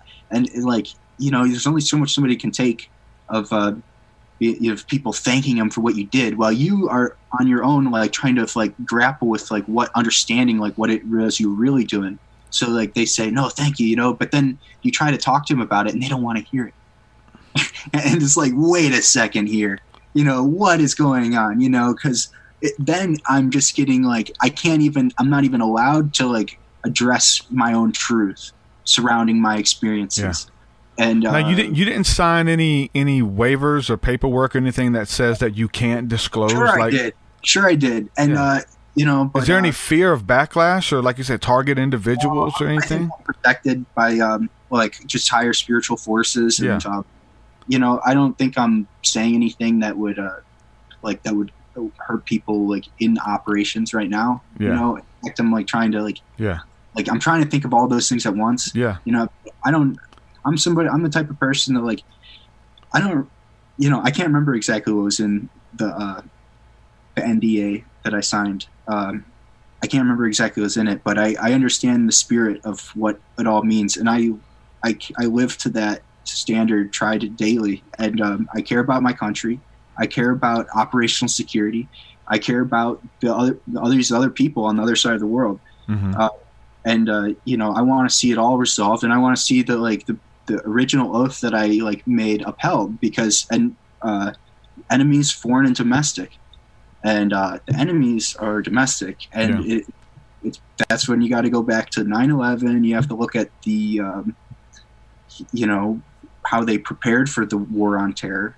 And I mean, it's a lot of this stuff is coming out now. This is just like a sharp right from where we were just talking, but like, I think you got to go back a couple administrations, at least to Bush Sr., if not back to Kennedy, to understand really where our country's at, but Bush Sr. Said, gave the New World Order speech to the UN, I believe, on September 11th, 1991. Yeah, that was deep, right? Yeah, that's a big one. And I did a radio show with Susan Lindauer. I didn't mention that when you asked me before we started. I mentioned those other two, but if you look me up on like Google or whatever, It's not on YouTube, but I'm on one of Susan Lindauer's shows. And she was one of the first people that was Americans that I think was prosecuted under the Patriot Act. And because she was like a CIA asset in Iraq right before 9/11. And she had all this knowledge that Iraq was desperately trying to avoid going to war. And she ended up sending a message to Senator McCain's office. And then within like a month, she got round up, put it and locked away on a base for a year without a trial. And then she was held on that base for 5 years. And then, so that's a long time. Like in any other war situation, that might have worked, right? But this war has gone on so long that they let her out. Then she got her own radio show. She's been speaking out about it all along. And like the whole narrative of the Iraq war basically had collapsed at that point, but it didn't matter because we already did it. But she was aware of, I can't remember exactly where I was originally going with this, but like Susan Lindauer was aware of that 9/11, that they had prior knowledge of 9/11, that it was shuttered through the intelligence communities, and that the Iraqis and the other countries were basically desperately trying to like avoid the blame getting put on them because they had no idea about it and they didn't want to go to war and they were trying to avoid it. Yeah, and there's these voices out there that the whistleblowers are all there. People just aren't listening. Yeah, I've seen some footage back in the day of like a soldier who was like given awards and stuff like that. You may remember this. I don't know his name, but he was in a conference where they gave him awards and he just took all of his stuff off. The Marine, he just took everything off and threw it. He's like, I'm done. You guys, this is not what I signed up for. Like people are waking up. I remember, when around that time, I was having my Alex Jones awakening and the Illuminati and studying Masons, really freaking out, studying FEMA camps and FEMA coffins and conspiracy theories, really getting freaked out. But I thought I was doing the work of the Lord. That became my gospel. My message became to expose the wicked elite. I think I've got some friends there now. But in the midst of that, it started bleeding over into my music, and I put out an EP called The Fall of Babylon. That was I sampled like George Bush speeches and stuff like that, and really talked a lot about the war and the money and Freemasonry and stuff, and really exposing that. I did a concert at this venue, and we're all like anti-NWO and all that kind of stuff. This was back in like 2007, 2008, and there was a dude there from the military, this big old guy, and he's just staring me down. I'm like, oh Lord, and he comes up to me afterwards, this big old guy, military rank and stuff. He's like, hey man, I appreciate your music, man. I appreciate what you're doing. I thought I was gonna have to get beat up. He's like, I appreciate what you're doing, man. I've been watching a lot of videos on 9/11, man, and I appreciate what you're doing. So it shook me, you know what I'm saying, that there was a lot of people who were waking up, even who were in the military. They can't get out of it. Like that was their only option, man. You know what I'm saying? Like they had like by default. And you look at the Michael Moore documentaries and how they go to recruit people from the low income neighborhoods, from the bad school systems where you can't go, you're not going to go to college, you're either going to end up dead or on the street. So, hey, come join us. We'll pay for your college or whatever the case is, right? And they get those people, and a lot of them, they mess them up. I've heard stories about, as they're breaking you down to build you back up, right, with their doctrines and belief systems and stuff like that, people freaking out, like going into shock, like having these grown men, big guys screaming in your face, and dudes just locking up, turning pale, and just going into weird seizures from all of the getting broke down. You know what I'm saying? Like crazy. I can't even imagine what you had to go through, man. You know what I'm saying? And still, I signed up for it, but I didn't sign up to go fight in a false war. I think there's it's the part of breaking them down. Like it really showed how they break people down in order. Let's go kill some Muslims. Like, hold on, where does that come from? Like, hold on, like, you know what I'm saying? I mean, it's all the propaganda. It's like it just start from them. They had it all designed before even 9/11. The whole like, let's get the Muslims sort of thing. Let's destabilize the Middle East, and that's why we have to talk about Israel. And everybody kind of doesn't want to talk about it. But I'll talk about it because we need to, and it's our right to, and that'll get you censored really quick. But like, oh no way! Oh wait, I thought I lost for a second. I was like, wait, I'm still here. Is it still playing? Yeah, we're still good. I was just trying something. Yeah. The Muslim thing. I mean, like they got framed, you know, and I know a lot of good Muslim people, and you could see like that the people over there really didn't have many aspirations to come over here and kill us. They were just living, and they were living like as close as you might imagine somebody would live in like a mountainous desert area, like being close to God. Like their spirituality is like basically all they have, you know. So you take like one of my platoon has made international news 3 times while I was in it, and each time was for a different reason. And each time when it made the news, it was beyond recognition from what we knew it was on the ground. So that was an eye opener too. But one of those moments was somebody in our platoon stabbed a Quran on accident, but he was just being stupid in the way that he was searching through things. He's using his knife to open, but these people, they wrapped up their Quran in a cloth. He sliced it open. He should have known better. You should never have done that, but he did, and the people rioted in the following weeks, and there's a number of people that were killed in the riots. And you know, it's like they are willing to do something like that, to riot, and because if over disrespecting the Quran. It's like, but the brunt of like, I mean, they take a lot of more than we don't give them enough credit for their level of humility and resiliency and just general dignity considering the circumstances. But if you touch the Quran or if you touch their women, like they won't stand for it. As they shouldn't. Yeah, I respect that. Yeah. I want to play this short clip, man. You won't be able to see it. I was trying to share my screen with you, but I don't think it'll work both ways. But I'm going to play it, and you'll be able to hear it, though. This was 10 years ago. We used to do a lot of street preaching, right? And a lot of what we did was preach against the New World Order and against false churches and stuff like that. And we was at the downtown district. We'd go out at 10 o'clock at night and we'd stay till 4 in the morning preaching, wearing all white. I was running with some Hebrew Israelites and stuff. But there was an interesting interaction we had, and I caught it on video. The whole video is 11 minutes. I'm not going to play the whole thing, just a little excerpt, and I'll put the link in the description if anybody wants to watch this. But this guy, I'll try to set it up. He's really drunk, right? He's downtown, and he walks up to us preaching, and you know, he's really drunk, and he's asked what we're doing. Then randomly he says, "How many of you guys have ever killed anybody?" And he's talking to me and all my young brothers, and he's like, you know, nobody. He was like, "Well, I've killed people, man. I was in Iraq, and I was fighting in Iraq and Afghanistan, and I thought I was fighting for the Lord. I thought I was fighting a holy war." You know, and he's like just kind of spilling his guts of like what he was told.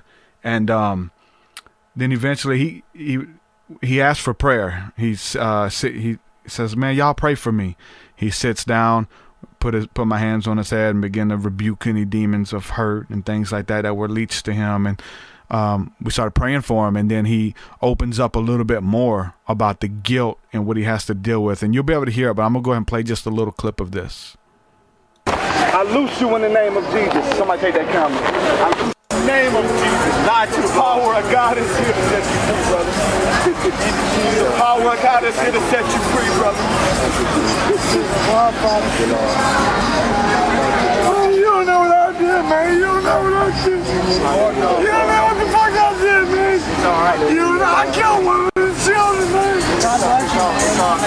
Oh, fuck that. Oh, fuck that. They told me fucking light up that rooftop. They said light up that rooftop. They said that rooftop, light it up. And we lit that fucking rooftop up. We lit it up. We lit it up. And then when we cleared the restaurant, there was nothing but fucking women and children up there. Fucking 26 women, 27 women. We lit that shit up and killed them, man. Lord Jesus, we set you free from the bondage. We set you free from the hurt. We set you free from the bondage. That's your fault, brother. No condemnation. You've been lied to, brother. They told you to do that. You just thought you were doing the right thing, brother. I'm gonna fight for Israel. Still love you, brother. I want to fight for Israel. That's what we do. I joined to fight for Israel. Just more repentance, brother. That's all that's happening, man. The sorrow that you feel, man. That's all from making, man. If you ever kill women and children, he's gonna punish me. Let it go, bro. Let it go. He's scared that God is going to punish him for killing women and children because he was lied to in the war. Now this young man, he's got to live the rest of his life thinking that believing that God is going to punish him and send him to hell for killing innocent lives, women and children. It was really interesting, man, just to see him open up like that. I mean, he was drunk, but that allows you to really say what's on you. He's not going to just walk around and tell random people he's killed and open up. But what we caught on camera, man, was really interesting. If you guys want to watch that whole clip, I will put this in the description. This is an old channel that we had. It's got 8,000 views. I put that up 10 years ago. But there's some other preaching videos and stuff like that as well. But that's interesting, man. I mean, people have to carry that weight and that guilt because they were lied to, right? And somebody's talking about in chat, like the PTSD. And a lot of these guys, when they come back, man, they really suffer. And it's different if it was a righteous act, like giving your life for a righteous cause, right? But you were lied to, and it may have had to deal with oil money or whatever, poppy fields or whatever, like we've definitely been lied to, man. And it's really sad to see people have to go through that. For sure. The community of people that I'm within, the veteran community, is like these issues keep coming up and they're not going to go away. And the more I think it's just like as part of like a social trauma that we have to deal with it socially, collectively. And when they don't even answer the basic premise of why we're fighting the war, even after it's been thoroughly disproven, that causes a psychological break on people, and the moral guilt that it causes. It's like as soon as you may think you're not getting like any moral guilt from being involved in it, until you accidentally have an experience like that guy did. And I came really close to. I requested to shoot these. Turned out to be a woman and 2 kids, and the request got turned down. And by the time I reassessed, I realized that that's not. But I was told going into this was like a rescue mission, and we were told kill everybody.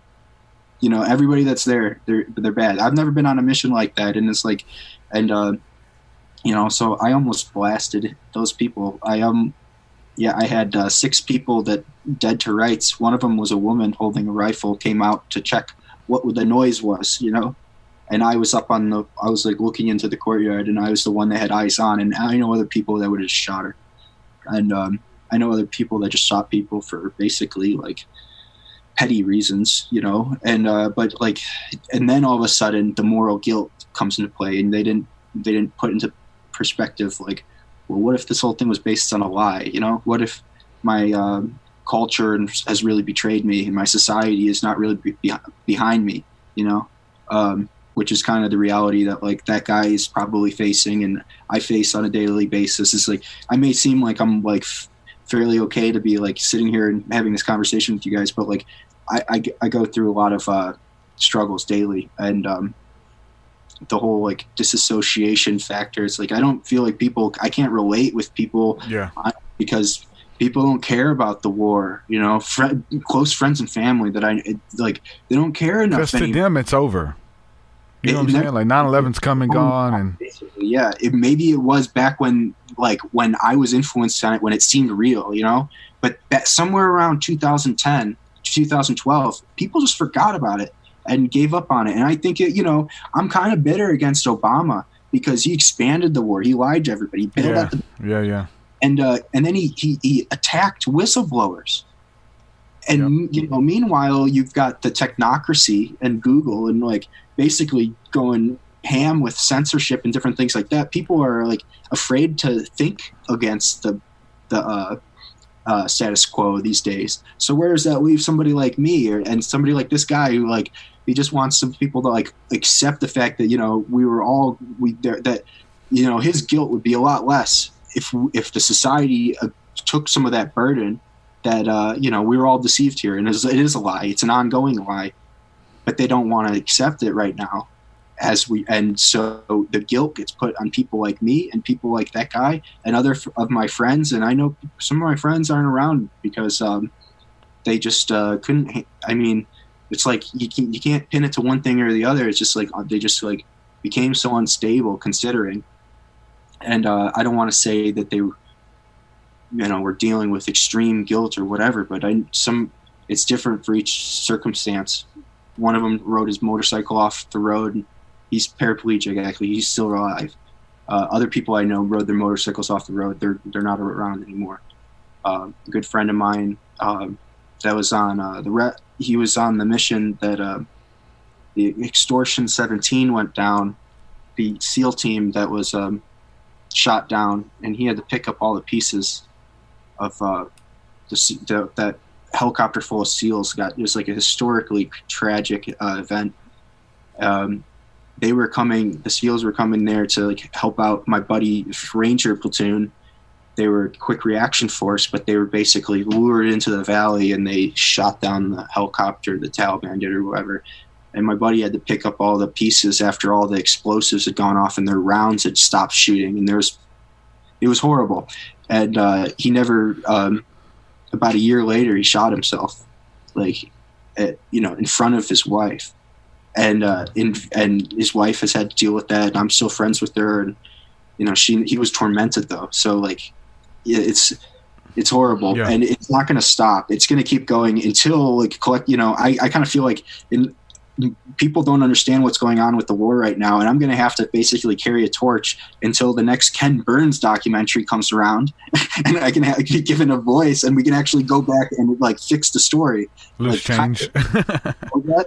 Loose change back in the day. They were big on the forerunners for the movement and stuff too.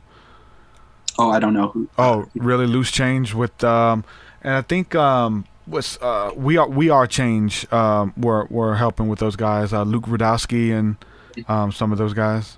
Well, even they're getting more spiritual. You know what I'm saying? Like the people who were forerunners into like exposing 9/11 and stuff like that, and leading these marches and stuff. I mean, I don't want to put words in your mouth, right? That's my belief as far as like how to fix things or how to make things better is to ascend spiritually, and you know what I'm saying, fix yourself. And like, there's this quote, it's a poem, it talks about, there was a man who tried to change the world. He couldn't change the world, so he tried to change his nation. Couldn't change his nation, so he tried to change his state. Couldn't change his state, so he tried to change his city. Nobody would listen to him, so he tried to change his family. They wouldn't listen to him, so he eventually changed himself. The opposite, the latter goes on that if the man would have focused on himself, then he could have reached out to his family. Then his family could have reached out to the state. The state could have reached out to the nation and indeed change the world. I mean, looking at the model of Christ, right? Start from Jerusalem, Judea, and then the ends of the earth. Like, start within. That's what I believe as far as like just doing that personal change and helping as many people as you can, bringing peace, bringing joy, laughter back to this. I really do feel like we're going to change things that way. Again, I don't want to put words in your mouth. I think it's a spiritual battle. But what do you think is the way to change, and like how are we going to see resolve come from all of this, whatever's going on? Well, it's tricky because I totally agree with everything you just said. But like, I kind of think we're going through like a big cosmic shift, in consciousness. And so like, I don't think nothing can change that. That's happening. And we're in it. And so like the time period we're in a way, like, is reflecting of that. And it's like, so, like there's a lot of catalysts that are taking place, like the energy, for instance, or, talk about UFOs. Like, well, my grandpa saw a UFO, he saw that technology in the sky. Like, and other people that I know, if I'm in the military, have seen UFOs. Like, I've never seen a UFO besides in this dream experience, and the UFOs that I saw didn't match any other UFOs that you might have seen before. But even like the look of like what the UFO is, it's such you have to approach it spiritually with wisdom. Otherwise, in no way you're going to harness something like that. It's going to destroy you. It's like, if you try to, so as a civilization, I think as we're moving into trying to move beyond fossil fuel, and it's kind of all coinciding, and I think it's coinciding largely with like a major consciousness shift that's taking place. So like I'm kind of watching this stuff play out, and it's weird that you say that, because I'm with you too. But the government seems to be doing the opposite. The world leaders are trying to hold on to their power. They're trying, and they're like getting worse. You know what I'm saying? Right? Like with like the whole chemtrail thing or the geoengineering. Right? They maybe argue over whether or not it's chemtrails or not, but they've been spraying over or whatever, it's aerosols or something. It's like making the sky, they're blotting out the sky. What are they doing? They're blotting out the sun, and so like my research is showing that like really the sun is going through a major cyclical change, and it's affecting the electromagnetics of the planet, which is all what we all are, toroids, and like electromagnetics. So it's like, imagine the sun's going through a phase which affects the earth, which affects consciousness of every human being, and that's like a horrifying proposition to like the controllers or like the people. And a lot of them are, as far as like, I think the high level government stuff, they saw that coming. And so like we're at like the edge of this time period where like they've been trying to like resist it for a very long time. Yeah. I don't think we're going to be able to resist it like forever. I think people are breaking through it and moving through it. But at the same time, like, human will always try to control the situation too. It'll be like we're like tumbling with it, but I see the direction in an extremely positive one. As far as like, okay, so if like the UFO thing, it's like, look at the crop circles. I mean, that's that's free energy right there. Like that's like spiritual knowledge, like right in the crop circles, to basically move away from the control structure that puts like everybody, the 0.1% controlling everybody else. Like, yeah, with that type of knowledge, from every point we can recognize our place within the whole. That's free energy, because then you don't have to be like trying to make everything so rigid that you can control it. That's wasting a lot of energy. If every part knew their function, just intuitively or naturally, that's free energy. That's everybody doing what needs to be done without anybody like really even saying anything about it. It's like, it's established, it's on the ground level. And I see that type of stuff coming back out. And I think we're kind of at like with the potential of the technology, or we're kind of in like the twilight zone right now where nothing seems to make sense and people don't believe anything. But like, so like, how do you move into the future from there? Like, where do you find solid footing? And I think we're going to move back. We're going to like start to learn from our ancient past. And I think we're going to see a reemergence of like the ancient wisdom and ancient knowledge bases start reemerging. And, it used to be established, and then it just kind of gotten forgotten. What we need it to be is established again. Yeah, I definitely agree. There's a, resurgence of spiritual technology, and a lot of it, what you see in the physical realm, it's mimicking the spiritual realm, right? Facebook, we're all connected. Right, you know when your friend's going to the bathroom, when your friend is going on vacation, right? But there is like spiritual technology like encoded within our DNA that we're able to tap in, and we are all connected. Like, we really can bear each other's burdens, and being an empath, you can literally feel it in your body, right? We're connected. So a lot of the technology and the apps and things like that they're creating is like a mimic of our spiritual technology, and in a sense we kind of move away from the spiritual side because we're more into the technological side, And it's coming back to us because they've kind of combined it with us and making us androids and stuff. We definitely, there's some shifts going on. You know, we are changing, whether we're coming upon the age of Aquarius and the next age that is to come.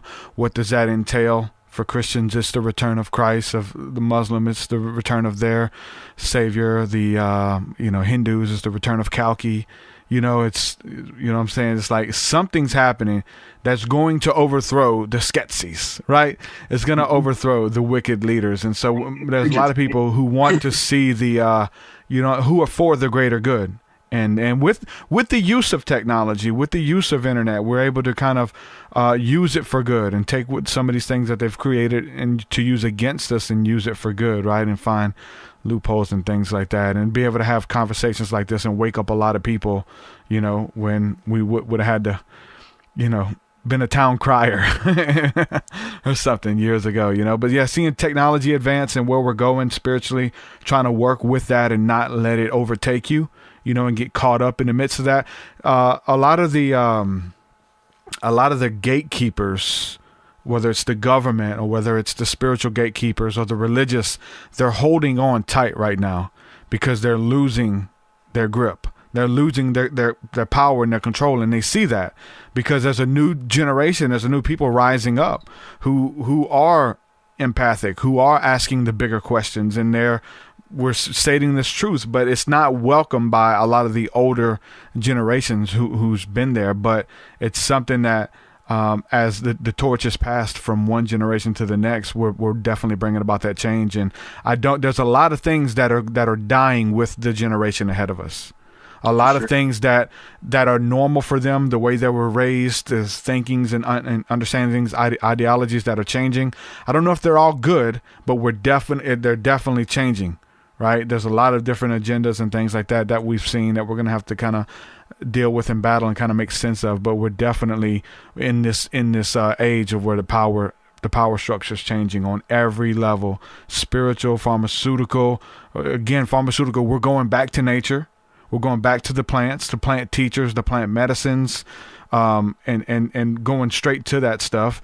Educational stuff. People are losing interest in college because they're starting off with student debt and all this stuff that they're going to have to work a lifetime to pay off when they get out of college. They won't even be able to find a job that's even going to touch their debt at all. But now you can just go online or watch TED Talks or do Udemy courses or whatever and get the same knowledge and insight that you would get for not even a portion of the price, right? And all of these different systems are falling because we're going back to the grassroots and we're returning to the ancient path.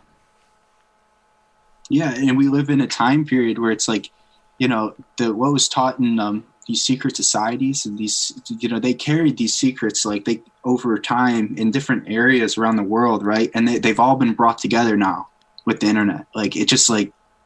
Maybe that was a great convergence. And I think we actually went past that time already. That was 2012, 2016. Yeah. I feel like we went through it already. And it's kind of funny that we're doing an interview on September 10th right now. And I was telling a friend before this is this is a strange time to do an interview because it's such a transitional time. So much is happening. It's literally tomorrow, the biggest news that probably of the year could come out. And there's so many things on that are just waiting to come out right now between Epstein and the coup against Trump. And, if you want to understand the deep state, look at those guys. Mueller was they brought him in a week before 9/11 and it's as deep state as they get, basically. It's interesting because all of the stuff we've been studying for years and we've been preaching, now it's coming out as fact. They're talking about the Illuminati sacrificing kids and having sex with children and that's just that's not real. Want to bet? Now you're getting to see it. You're getting to see. We've always seen even movies and heard about the moguls and the CEOs making young models have sex with them and do all of these things to get into the music industry or an acting career. It's true. It's coming out. Weinstein, Epstein, all of these people. Nobody is safe. Bill Cosby, R. Kelly. This stuff is coming out, man. There's no stopping it. The gate is open, and all of so for me, and I'll just say this for me, I don't really seek that stuff anymore, or get into it and get into the bottom of it, just because I have a general idea that these people are wicked. You can come out tomorrow and you can make something up as crazy as, Sandra Bullock has this paste that she has. It's I'm just making something up. Sandra Bullock has this paste where she takes the foreskins of children from China or Pakistan and makes a paste out of it and rubs it on her face so that she doesn't age. Something as crazy as that. And I could believe it. It wouldn't shock me. Because that's real. Like, they're really doing that. As crazy as something like that sounds, they admit, and it's not even conspiracy theories, the wickedness. These people are taking the blood of children. Now, look it up. It's not even conspiracy. They're in the open with it. They're taking the blood of children and pumping it into their veins so that they can live longer. They're taking their blood out and putting the blood of children within them so that they have more, that they don't age. This is fact. This isn't conspiracy stuff. This stuff is crazy, man. These people are not who they say they are, you know? I can caveat this, Derek, and maybe we can talk a little bit more along the line, the satanic ritual abuse stuff, because I feel like my story, the military's thing, it's like, it's a cultural, there's definitely satanic ritual abuse on a massive scale. And people, when you kind of come around to seeing that, because people are like, well, how can we be deceived like that? 9/11.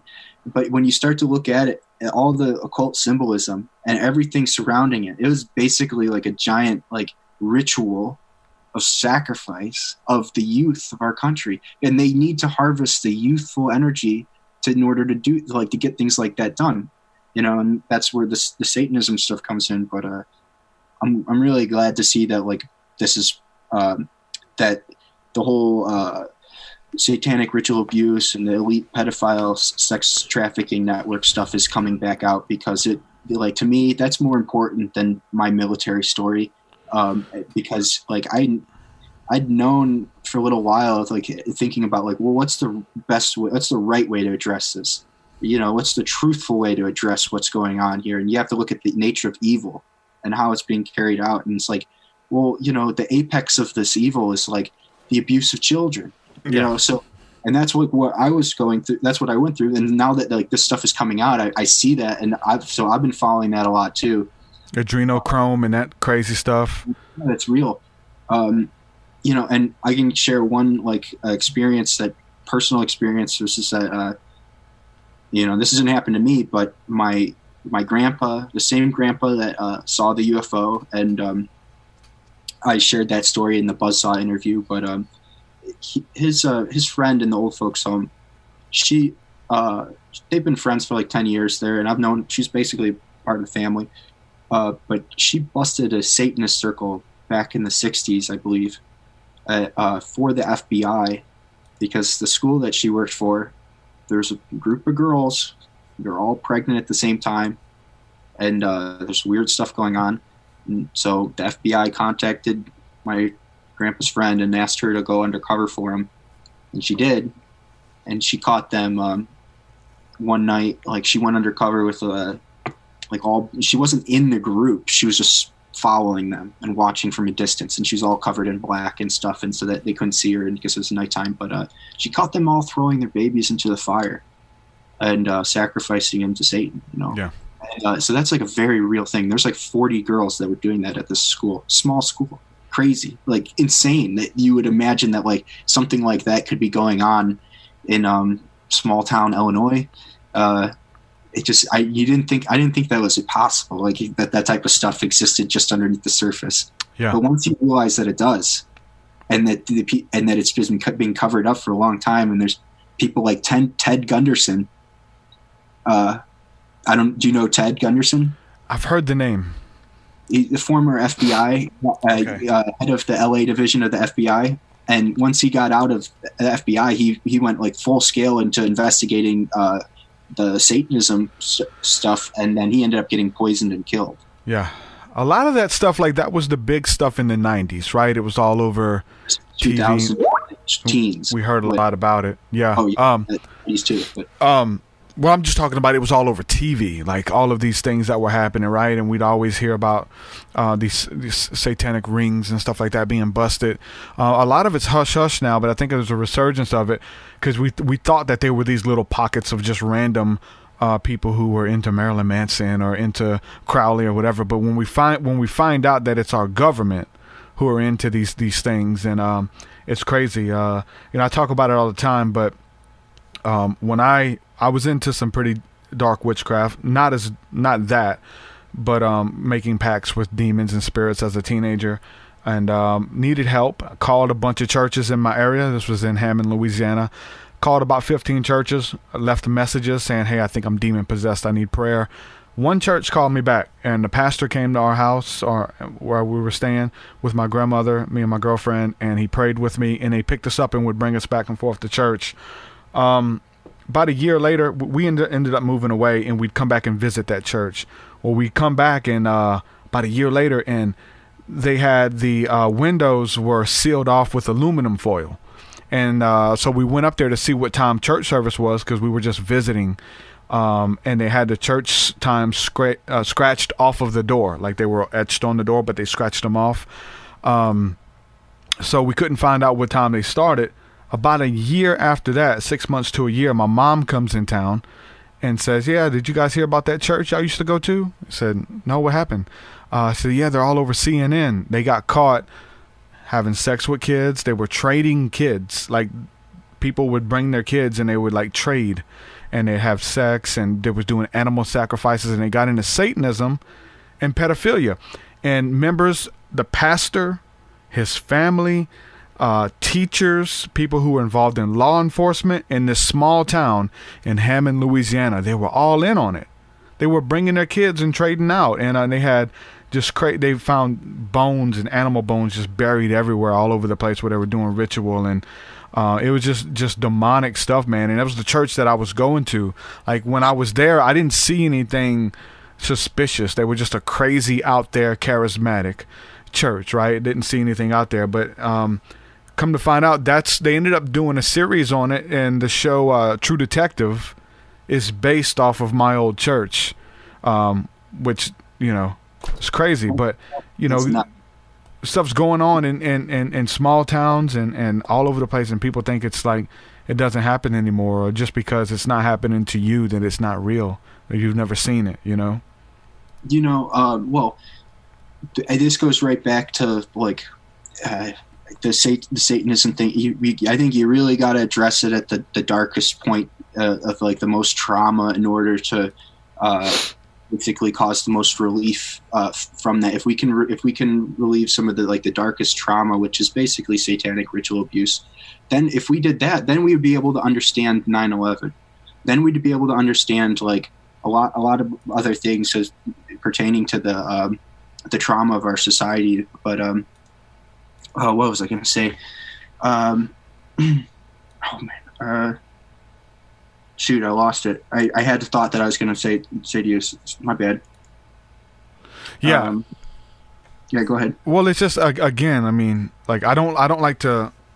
I know it serves its purpose, and people are called to different things. But for me, I understand that these people are wicked. Again, there's nothing you can tell me that's going to blow my mind, right? Whether it's the penis facial cream that they take the foreskins of kids and put on their face, or if they're abducting children, or they're having sex with children, or they're pumping the blood out of their body and you can't, like, there was a point in time where this is all, I was consumed with it. Oh, what else are they doing? Oh, they got FEMA coffins. They're going to kidnap everybody, and they're letting aliens abduct us. Whatever it is, like, it doesn't shock me anymore. So I know that just like studying the evils that these people are doing, there is no end to it. The Bible says that they keep creating new ways.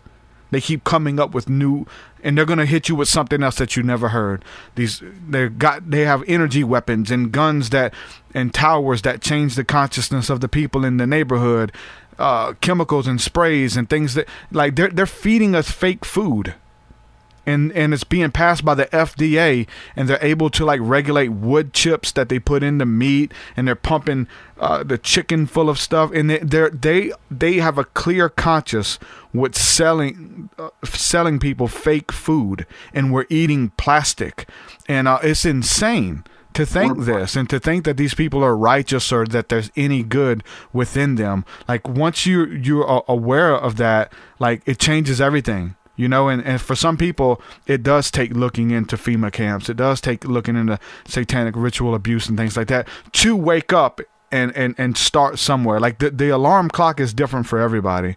Some people wake up because, you know, they have an encounter with Christ. Another person wakes up because they've lost all hope within their government or their family, or whatever the case is, man. But I respect that. Like different people are called to research and to bring different information out, you know? For sure. I just remembered what I was going to say. I was just thinking like when you said that about the church, and when just thinking about the Satanism stuff in general, because it's so dark and you don't want to go there. And but like, I feel like there are so many inversions that are allowed in our society right now that, you know, people become so they become disenchanted with it all, and then they go to these other things as like a, you know. So for instance, like if your church, I grew up in a really strong Christian family, and we never had there was never any sexual abuse, never anything like that. My family is like very strong Christian, but like you know, I had a lot of issues with the church itself, and like I'd sit in there and they'd talk. They're selling especially coming back from the war. So I'll just talk from that perspective. But coming back from the war, I'd try to go to church, and I'd have a hard time because they're still talking about the Muslim thing. And I know that that we literally justified that to go invade and kill millions of people. Like that's reality to me, not to a lot of those people in the church. But so I'd hear that, and it's like I realized like this is dangerous because people become disenfranchised with it all. And where do they go? They try to polarize from it. They say, oh yeah, you guys are not real, you know. So we're going to go to something that's real. And what do? They create like a mirror image of what they hated about the one. And the irony is very stark. And then they basically lose themselves to dark spiritual force, because the spiritual reality is real. But when you don't have the spiritual truth coming through in your society, because you have gatekeepers that are inverting the knowledge and they're just pushing disinformation, you know, people want to oppose all this and feel like, you know, they're like the guy that's like at the corner of the class that, you know, probably a little bit smarter than a lot of people, but just has a chip on his shoulder because doesn't feel like he fits in, you know, and just says, oh, I don't want to involve in that because I don't like falling in a line the way that like the class wants you to, because you know, you don't believe in the topic and you have every reason to, but they would never give you that. They'd never give you that sort of credibility when you're in high school. It's weird because like I've seen it with politics and everything we're talking about now. And religion as well, and a lot more recently. But if we look at like Christians and the way they vouch for Trump or they vouch for the war, like there would be injustices going on, satanic ritual abuse, sex scandals, anything you want. And because it fits their agenda or their side, they have to vouch for it. Like they have to make up ways in their mind, for one, but even like socially, how what Trump is doing is okay, or the different quotes Trump has said about women and about immigrants and stuff like that. Like the people, the Christian right would have to like, they will put up with what he's saying and act like it's okay because he's on their side. He's one of them.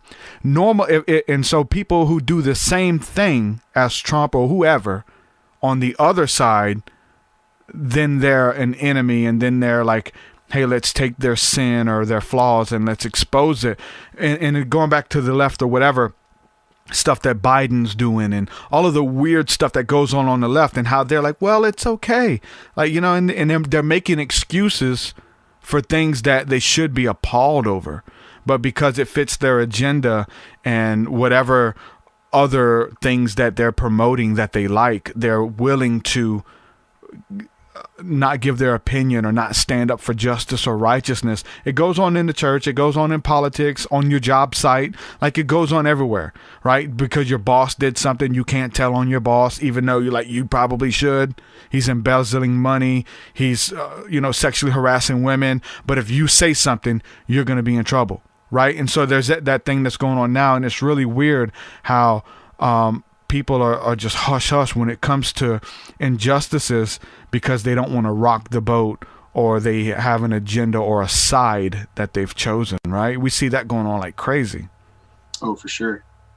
The self-censorship, the whole, oh, I don't want to rock the boat thing. Like, oh, I don't want to look at the truth. I don't want to look at the facts because it might, he didn't really mean that. What?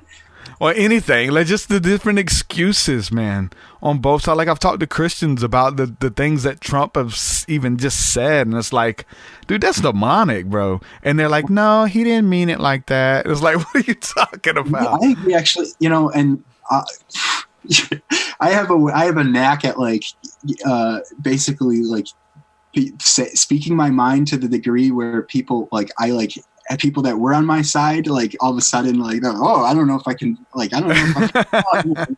I see, because you even, that's something that you heard on some of my interviews, especially with the praying medic. It's like, I don't want to touch it because I don't want to polarize. You know what I'm saying? I don't want to take a hard stance on this just because I'm open and I don't know. I may have an opinion, but I'm willing to just sit back because I have the opinion. Like, if I really spoke out on the way I feel about certain things, whether it's Trump or whatever the case is, you're going to lose a lot of people. You know what I'm saying? And it's just part of it's where we are, man, I don't even care. Because you know what? Try living a life of a disabled veteran trying to speak out about this stuff. You don't have people on your side anyway. What do I have to lose?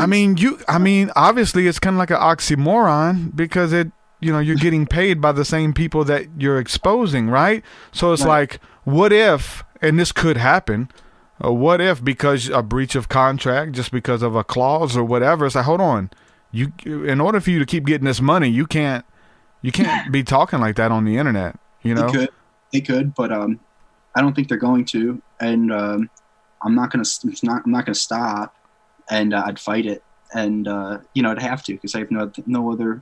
And it might even help win people to the whole Pat Tillman thing, or even discussing the 9/11 war or any of the other topics. I'm kind of I've brought up some of these topics that's I'm willing to talk freely on them, but the government doesn't want necessarily that spotlight. So I know I could lose the disability for it. Yeah, it's just part of it, man. But in the end, the day in my shoes, because and as for yourself as well, I'm sure you've gone through some things that you can't even, we've all experienced trauma on levels that are hard for other people to understand, the intense traumatic experiences we've had. But as a vet living in Tennessee right now, I didn't grow up in Tennessee, but I live in Tennessee right now to be closer to some of my family, and there's not really much support for somebody that is talking 9/11 truth. In fact, it kind of doesn't win me any friends, and kind of makes me oh, I'm the outlier guy, and but I'm willing to talk about any of these topics. I feel like I just I'd rather have intellectual courage and the ability to think and speak freely. Than that's more important to me than fitting somebody else's mold or winning over. Dude, it's hard to get a girlfriend in the situation I'm in right now. You tried doing the type of things that I'm I'm not saying you specifically, but just because you probably know as well that it's not easy when you're you put yourself out there so much, but I'm targeted, and the type of information that I have to share makes me basically targeted for life. It's hard for people to want to be there, and there's no turning back though, right? It kind of pushes you over. Back. There's no point turning back. But it would have been nice to have that support when I when I started, but it didn't work out that way. So yeah. Well, again, like, you know, these things that we've been talking about for years. I mean, I got into a lot of this stuff maybe 2008, 2006, you know, and then became vocal about it. And I was crazy. I mean, and this is popular topics now. They're silly that I even would mention them. The New World Order, the Illuminati, 9/11. And we were in church and talking about this stuff and putting it in our music. And people were like, it was the furthest thing that they could fathom, because they've never seen anything like that. They haven't done the research. They don't know. It wasn't part of their reality. And now your pastor can do a sermon on the Illuminati, and it's okay. Like the church, like average layperson is an expert on the Illuminati. You know what I'm saying? And secret society, and like they found like the things we've been standing on and being like. There's a lot of forerunners in these movements, right? And we've been talking about this stuff for years and been called crazy and wore the badge. And now everybody's talking about it. I always talk about it for me, like, because I do approach, I am a Christian, right? I believe in Christ and the sacrifice he did for our sins. And it's the biggest part of my story and the message that I want to get across at the end of the day. But, the fact of the matter is that's not the only thing. There are other things. There are things that lead up to that. It doesn't end there, right? So I may talk about plant medicines as a Christian, right? As a believer, and like people, it doesn't go together. Like people don't want to hear about it, and you know, and that was a big thing for me being on my job and saying, oh, if your boss finds out about that you're doing open discussions on podcasts about using drugs or whatever the case is, or I mean, I even had my wife made me like block all of her family on social media for a while because I would openly share, you know, my experiences with psilocybin and UFOs and that kind of stuff, and that's going to be really weird for Thanksgiving dinner. You know what I'm saying? That this is what I do, and so after everybody telling you not to do it and don't talk about it, and it's like, man, this is something that changed my life, and I believe it's going to set other people free. There's no way I could keep it to myself. And it's different for everybody, whether that's the vegan who's militant, who, you know, found out the suffering that they were causing, whether that's the person who was in the war, who has harmed or maybe even killed innocent people, and the karmic debt that they already feel and they owe. So they're working to offset the balance and the evil that they've done. I mean, all these light workers and psychics and healers that I've been talking to over the years, there's one thing that they all have in common. They've been through some stuff. They've seen the darkness and they've done it.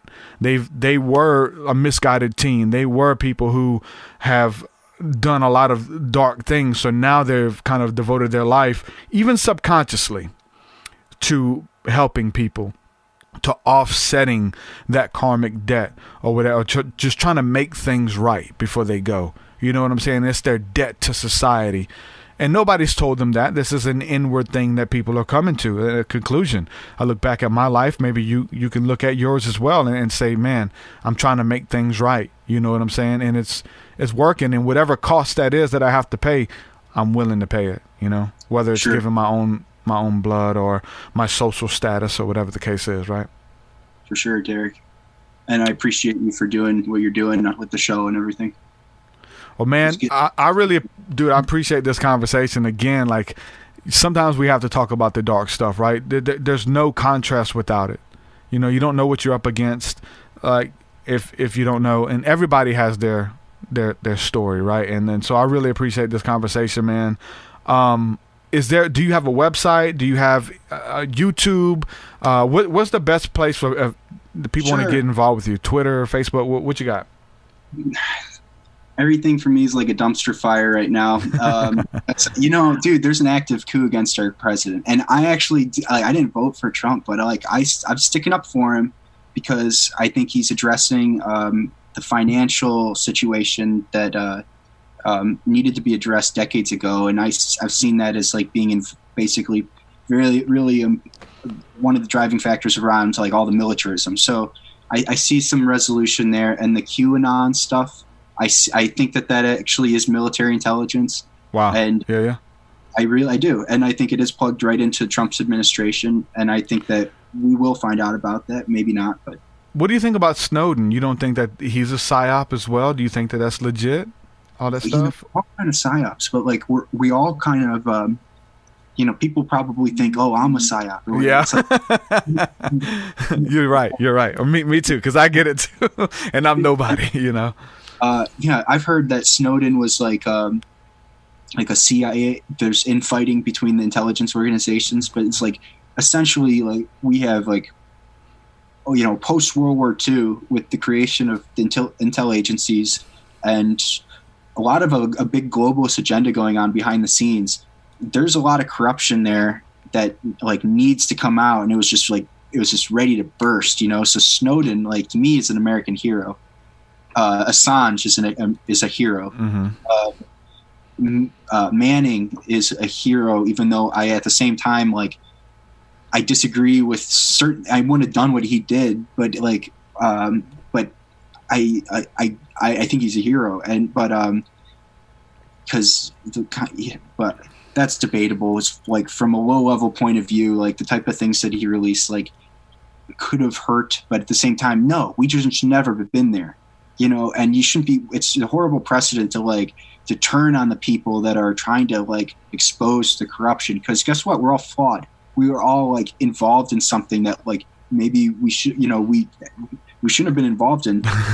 Yeah. Why are you going to like attack the person that comes out and says, hey, I need to tell you this. I was involved in this thing and it's really bad and it's going on right now. Yeah. So you're going to attack that person. What sort of precedent is that going to set? Especially when you're in the longest running war in our history and we're losing it. We don't know how to win, We don't even know why we're fighting. So it's like, no, I love Snowden, Assange, Manning. And I think it's important to create an environment where we get more whistleblowers that come out from these the deeper, darker projects, because they're all injured people. And we need to, if we don't have the love to accept basically like what they have to say, they're not going to come out. Yeah. What do we what do you think is the plumb line though? Like, what do you have to like weigh this stuff against? Because with that, there's definitely, if you want to call them psyops or maybe opportunists are out there. Of, hey, let me play this role. I've been studying it for a while. I mean, those people are in everything, right? They're in the government. They're in the whistleblower community. They're in the UFO community. They're in the church.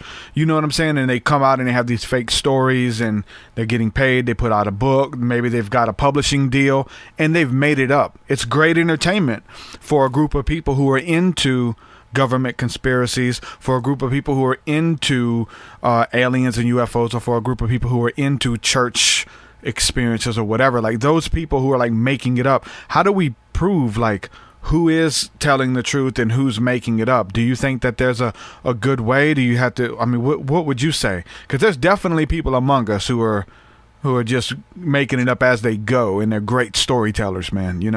Sure. Take everything with a grain of salt.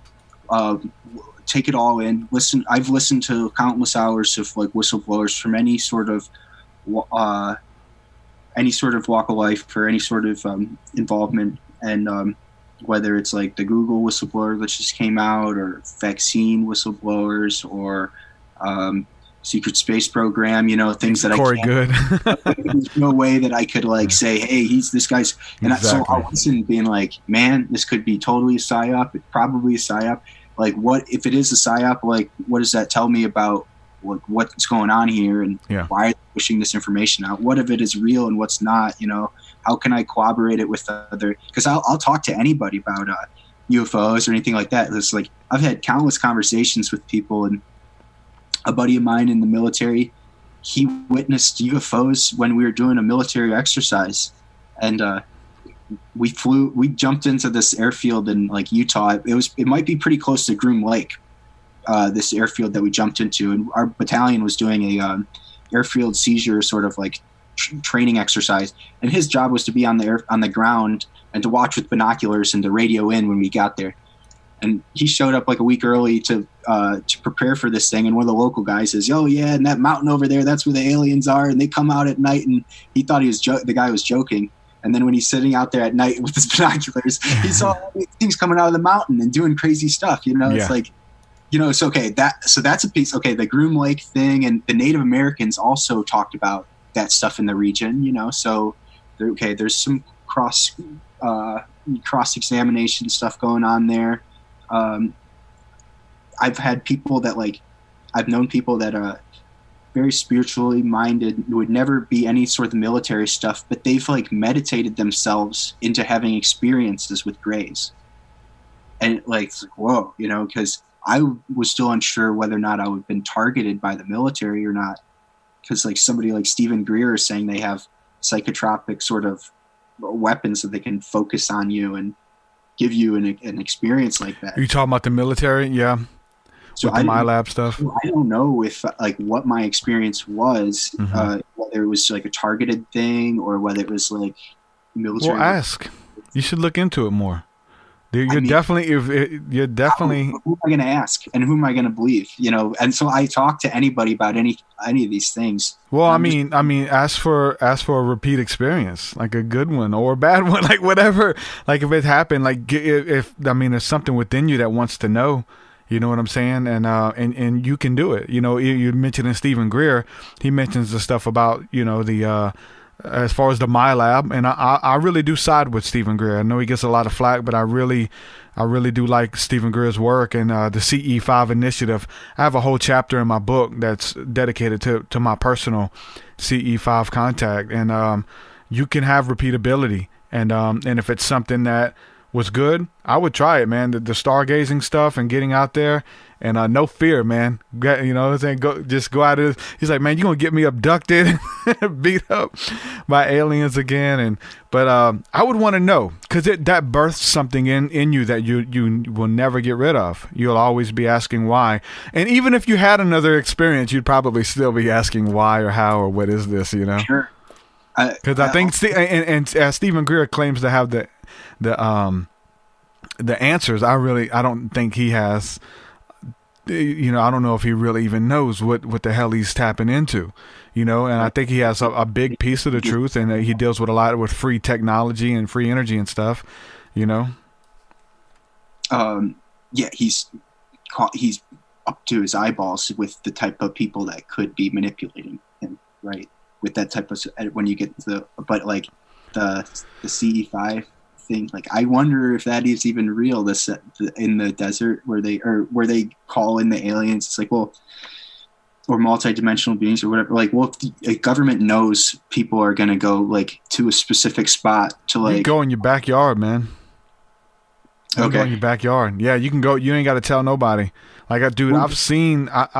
After watching so many hours of their stuff and just going out doing my own thing, dude, I've had some crazy encounters, and it does turn into physical encounters as far as seeing the ships and the lights, and then going back into the place of prayer and meditation where you kind of they start speaking telepathically, giving you thoughts and things like that. And it's not bad stuff as far as what I've encountered.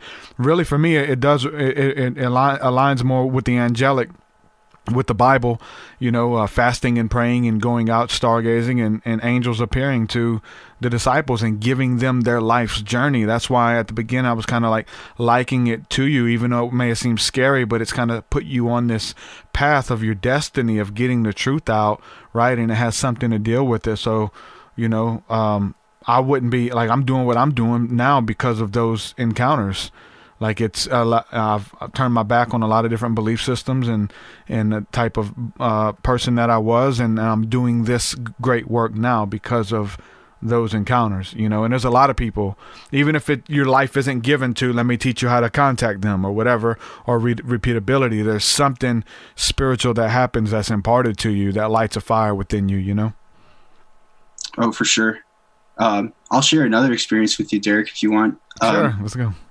I've met two Pleiadians, and I introduced them to each other. They never met each other, and they both told me the same day, because we were all at a 10-day silent meditation retreat, and at the end of it, we all, in the end of something like that, you're basically tripping. You're you're on truth drugs, you know, because you've been in the same room with each other for 10 days.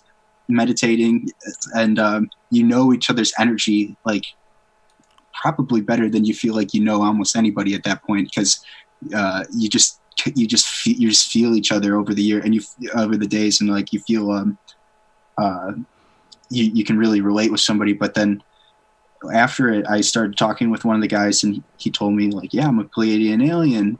I'm like, well, that's very interesting, like, well, how can you explain this to me? Like, and he says, yeah, I had this giant blue being appeared to me, and I'm like, whoa, so were you on drugs or something? He's like, no drugs, nothing. This being appeared to me, a tall blue being, and he told me that the being told him that it was just like his dad from Pleiades, and that he's here to remind him of his mission on Earth.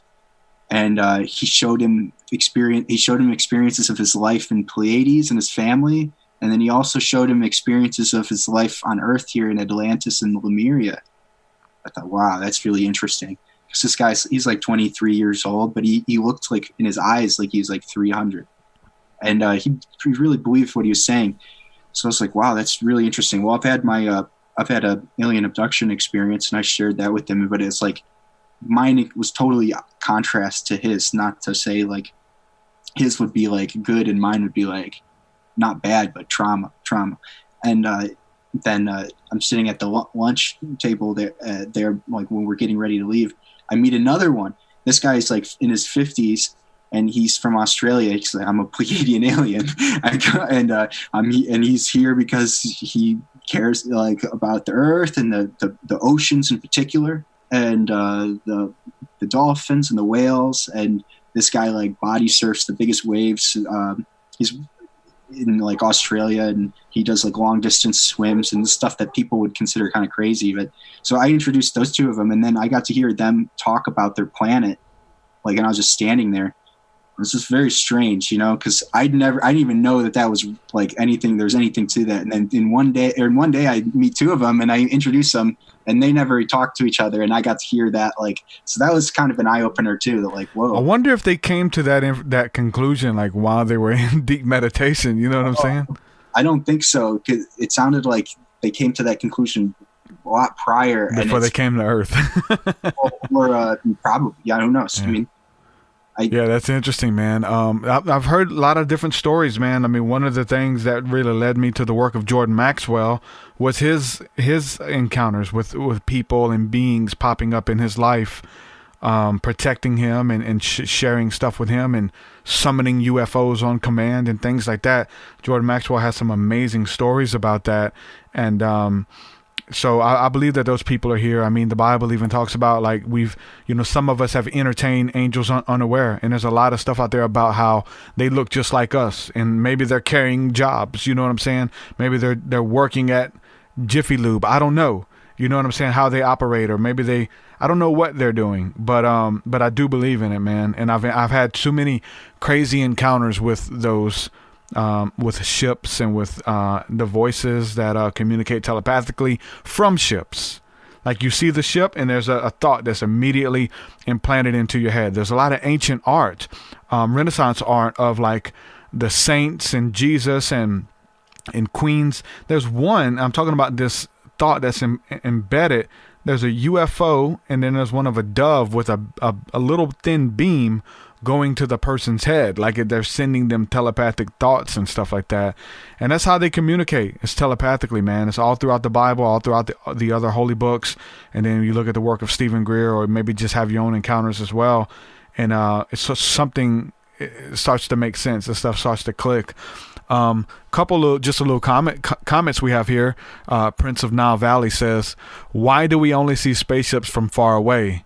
UFOs must have a detector for cameras not to get caught, or they are programmed to avoid places with cameras. I don't know. My grandpa saw a UFO from pretty close up. Yeah, I've seen, and I put it in my book, and you'll just have to read it. But I have had an encounter where one came down right above my house, and I seen it, and my daughter seen it. Freaked us out. Thought I was scared because I thought I might get abducted. Because now it's real. Now they're not way outside of the atmosphere saying hello, waving. Now they're above your house. It's like, oh. So, with all the movies and things that I watch, it's hard to undo that programming.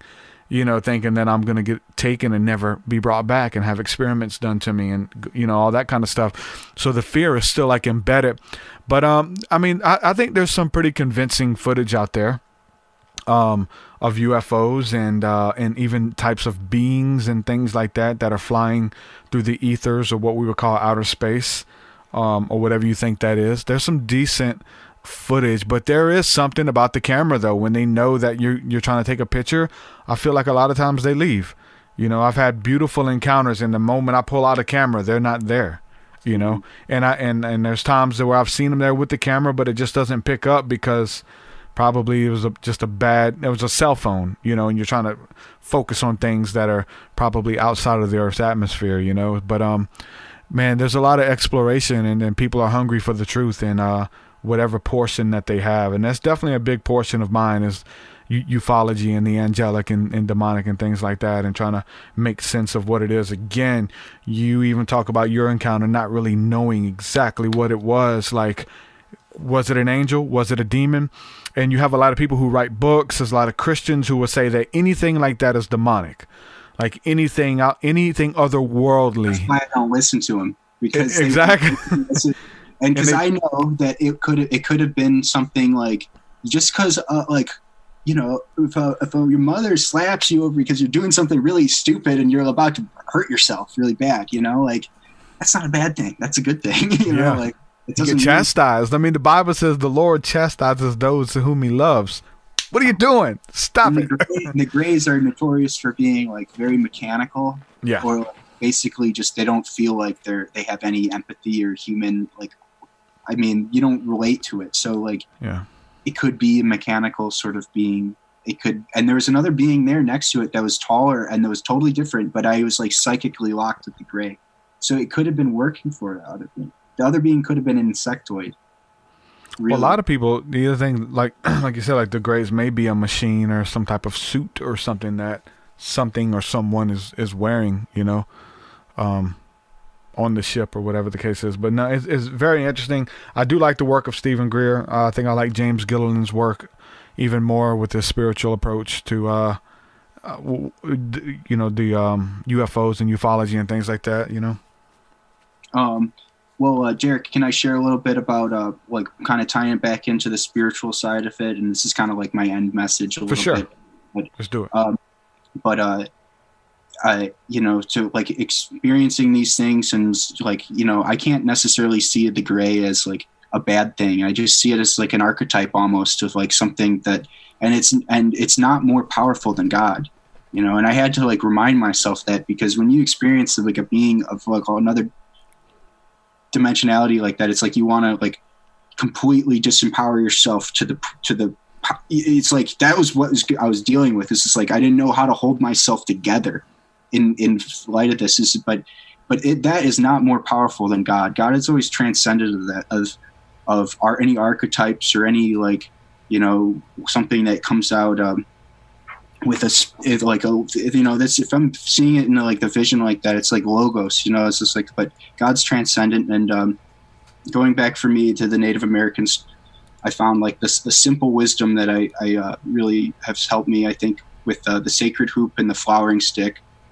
But we are all given a sacred hoop and a flowering stick, and who you are in your personal growth is determined by, and your spiritual growth is determined by how you place the stick within the hoop, in which direction, and the stick grows to become a flowering tree, and all the hoops and all the trees are connected like sacred geometry. And so there's only one hoop and there's only one tree, but and that's the Great Spirit and the great. So that's that's who we all really are as one, and I'm nothing in comparison to that. My if I have any identity apart from Christ or apart from God himself, it's not true, so like I think we are moving into an age where the alien thing and multidimensionality and demons and angels and stuff are like really coming out of the background and into the foreground, and that's like where we're going to need to go, is just recognizing the spiritual truth. And for me, that's always been Christ. Jesus Christ. But I have so many issues with the church that I feel like we need something to anchor on, that we can give the respect to other cultures. And for me, that's the sacred hoop. It's the eternal principles that like basically bind us all together. And if you with that, you don't have to disempower yourself to the fear of like basically like change that's coming at us quicker than we know how to handle. From that place, you can walk on water. You can from that place you have solid ground underneath you, and I think that's what we need. That's it, man. And that's what those spiritual encounters should embody. You know what I'm saying? We talk about the fruit of a spiritual encounter, like what happens to you after that. Like you talking about the alien encounter, and then you're talking about multiple encounters, right? And what type of fruit is that producing in your life? Like, are you more conscious now? Are you still hard-headed? Like, what is it producing within you? I like to look at the Bible and see, like, they had an encounter. A lot of times their life was changed. It gave them their destiny or whatever, and it changed their life. And so that's how I prove these type of things, right? It's like, what did it do to you? Are you spoiled? Do you just have a lot of them? That's some people, but seeing the fruit that it produces in your life, we are spoiled. Like with all of this stuff, spirituality and all this stuff is right here at our fingertips. We get to pick and choose and what works best for us and what helps us and stuff like that. But at the end of the day, the spirituality, all of the knowledge and information and stories, like again, like going back to Manly P. Hall, if the life of your dog isn't better because of your spirituality, then your spirituality is in vain. If you're kicking the dog, still kicking the dog on the way out the door, Manly P. Hall says, and the spirituality is in vain. And I really believe that, man. Just looking to make better people, more conscious, more loving, more caring, more connected with nature, and being able to understand that of not just the spirituality that is in Christ, but it starts with Christ and it moves out to everything. Like Christ's universal love for all things, for all people, and once you can experience that, believe that, and embody that, then I think we'll really change the world. And you have to be open to be able to go out to look into these other truths and these other things. And then at the end of the day, you find out that maybe even Christ or some of the disciples, apostles, prophets, they were into some of this stuff as well. That's new to us. They knew this stuff as second nature. And that's what we're returning to, I believe, even with the dawning of the next stage. So, bro, I really appreciate it again, man. Thanks, man. Where can people find you at? I know they can find your other interviews, which are really good, but where's like the best place, man? If somebody has a question or wants to reach out, I don't want people to like judge me based off my Facebook, because I am just following current events and I just say whatever I want. I just stepping on all sorts of toes right now. You can find me on Facebook, Torrey Grossman. You could find me on YouTube. I have like a channel. I don't have that many videos on it. I'll add this video on there as well, but I like create playlists, and you could message me on there if you want. You could email me at abookaboutacircle@gmail.com. I have a website that I haven't really done anything to in a couple years, but I created it for the first interview that I did, and I have a spiritual mini book that I wrote on it. It's called abookaboutacircle.com. Just one word, a book about a circle. And so like I kind of wrote that book in order to create like an anchor for myself spiritually. My anchor's always been in Christ, but like I searched for a lot of different things to like help make sense, so that I didn't feel like, being a Christian is going to polarize me from whole segments of the whole world, So I've tried to like look into other spiritual teachings and bring them together and like understand like where Christ is in their teachings, so that I can relate with other people. I wrote that mini book. So bookaboutasircle.com. Awesome. Y'all make sure you go check it out. Check out his website. Check out his other interviews as well. Torrey, appreciate the interview, man. I enjoyed it. Really enjoyed our discussion. Likewise, Derek. Thank you. All right, brother. Be blessed. Have a good one. You too. Peace, peace. Torrey Grossman, ladies and gentlemen. I think we wrapped it up really nicely. I think we brought it home. Spirituality. Focusing on the things above, right? I enjoyed it. Really interesting story. It's good stuff. Let's see here. Again, man, it's so awesome. Like some of the stuff we're talking about, it's going to be in my book. hate to do shameless plugs, but I've been working hard on it. Spirit Realm's coming out pretty soon. Man, I had so much stuff I wanted to talk about, but we're already 2.5 hours in. I guess I'll talk about some of the stuff maybe. Just a couple notes. I had some notes. I have some things I've been wanting to talk about. The internet, again, like I know I already mentioned that, but literally was an 8-month battle.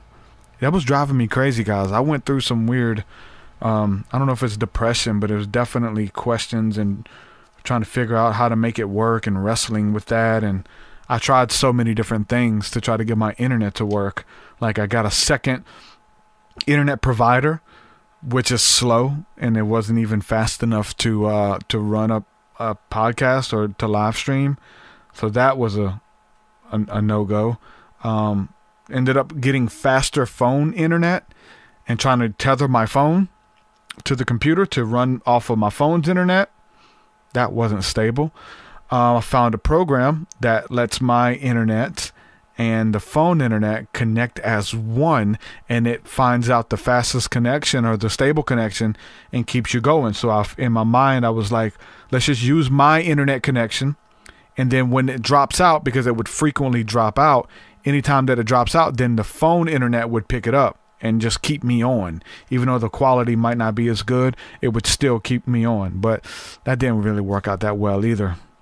Cutting out mid-sentence and all that kind of stuff. Man, it was such a headache. This is what I do. So, man, I'm glad that that's over. It's still kind of surreal because over the 8-month period, it's just been getting worse and worse and worse. So I've become used to it. Like I've been used to doing an interview, talking with somebody, and just any second getting ready for the internet to drop out. And it would even, I felt like the content wasn't even as good for me on my end, just because I'm trying to like work all this stuff on the back end, making sure these connections are going, and still trying to pay attention to do the interview some good, do due diligence to be present and focus on the conversation when I'm focused on the back end. Anyway, I'm glad that's over. It's still surreal because I've become used to that, which sucked. But I'm happy now, man. It's working good. It's crazy. There's a bunch of other things I want to touch on, and I'll probably do that on another podcast. I guess I'll talk about this right quick. Give a shout out to this young man. And I'm sorry if you're listening. I forgot this guy's name, and I know I'm going to butcher it. Leave me a comment, bro. I think his name was Corey, or I don't know. It started with a C. I'm sorry, man. I suck with names, but I'm going to call you Corey. Anyway, I went to a conference this past Saturday. It was the Light the Fire Again conference in Pensacola, Florida. A lot of people who were involved with the Brownsville revival were there. Went to that. We got there a little bit early, and we were standing outside getting ready to go in, and there's this guy looking at me, and I look at him, and he looks familiar. He looks like somebody I know, so I'm trying to make sure it's not him. And he's looking at me. He's like kind of glancing over at me. I'm like, is that him? Like if it's him, I don't want to act like I don't know him. I want to say hello if it's the guy I think it is. So we ended up going to sit down. I sat down kind of close to him. We're still outside, just by him. And then he walks over there to me. And I'm looking around, and all of these people are like, it's a Christian conference, really big. Everybody's giving prophetic words, and there's random people praying for people all over the place. It's a really it's a cool atmosphere. But I figure that it was somebody coming up saying, hey, the Lord has a word for you, or can I pray for you, or something. Anyway, the guy comes over to me, says, hey, man, what's up? I say, how's it going? He said, are you TruthSeekah? I said, yeah, TruthSeekah, man, what's up? And he said, oh, man, I can't believe I'm meeting you, man. My name is so-and-so. I'm going to say Corey. He told me his name and introduced me to his friend, but he was just like, I didn't know how we know. I said, hey, man, how do you know me? He's like, I listen to the podcast, dude. Really love what you're doing, the podcast, the music, and I listen to Kingdom Talks and Gil and those guys. And it was really cool, man, to be recognized in a crowd. And, you know, it's a random guy. He's not even from the area. He drove from Gainesville. So shout out to you, my friend. send me your name if I won't butcher. It's probably not Corey, but I know it's started with a C. It's good to meet you, man. Thank you for the gratitude and the inspiration and stuff too. So yeah, that was a good encounter, man. We had a good time. Some pretty good worship there. It was really good. And let's see, what else? Who was preaching? It was Rodney Howard Brown was preaching on the Holy Ghost and fire. So it was really good, man. We had a good encounter, and it was really interesting too, because the day that we went to this Holy Ghost revival big conference was 19 years ago to the day, September 7th, that I gave my life back to the Lord. September 7th in 2000. So September 7th, it was like my birthday, Christian birthday, of asking God to come back into my life. And it was beautiful that I was able to go there to that conference and celebrate my birthday. Enjoyed it. It's good stuff. So anyway, shout out to you, man. Got a bunch of other stuff I want to talk about, but we'll do it again. I want to save it. I may even go live and talk about this separately, but good stuff. So again, we have the conference coming up this weekend, the Christ Consciousness Conference. If you would like to come down, we're going to go and have dinner. We're going to get into some prayer. We're going to be doing teaching. If you're looking for tribe, community, make sure that you link in with us. If you're not able to make it in person, it's in Mobile, Alabama. We do have options available for the live stream that I'll have. So all of that information is on the website, TruthSeekah.com. Again, to reiterate, we got some beautiful merch. Just designed these, you know what? And I should have wore that shirt today, because I just got some in, the Sacred Geometry collection of the t-shirts. They look really good. They're like the really good quality, but we have the Sacred Geometry collection. Go to TruthSeekah.com/shop.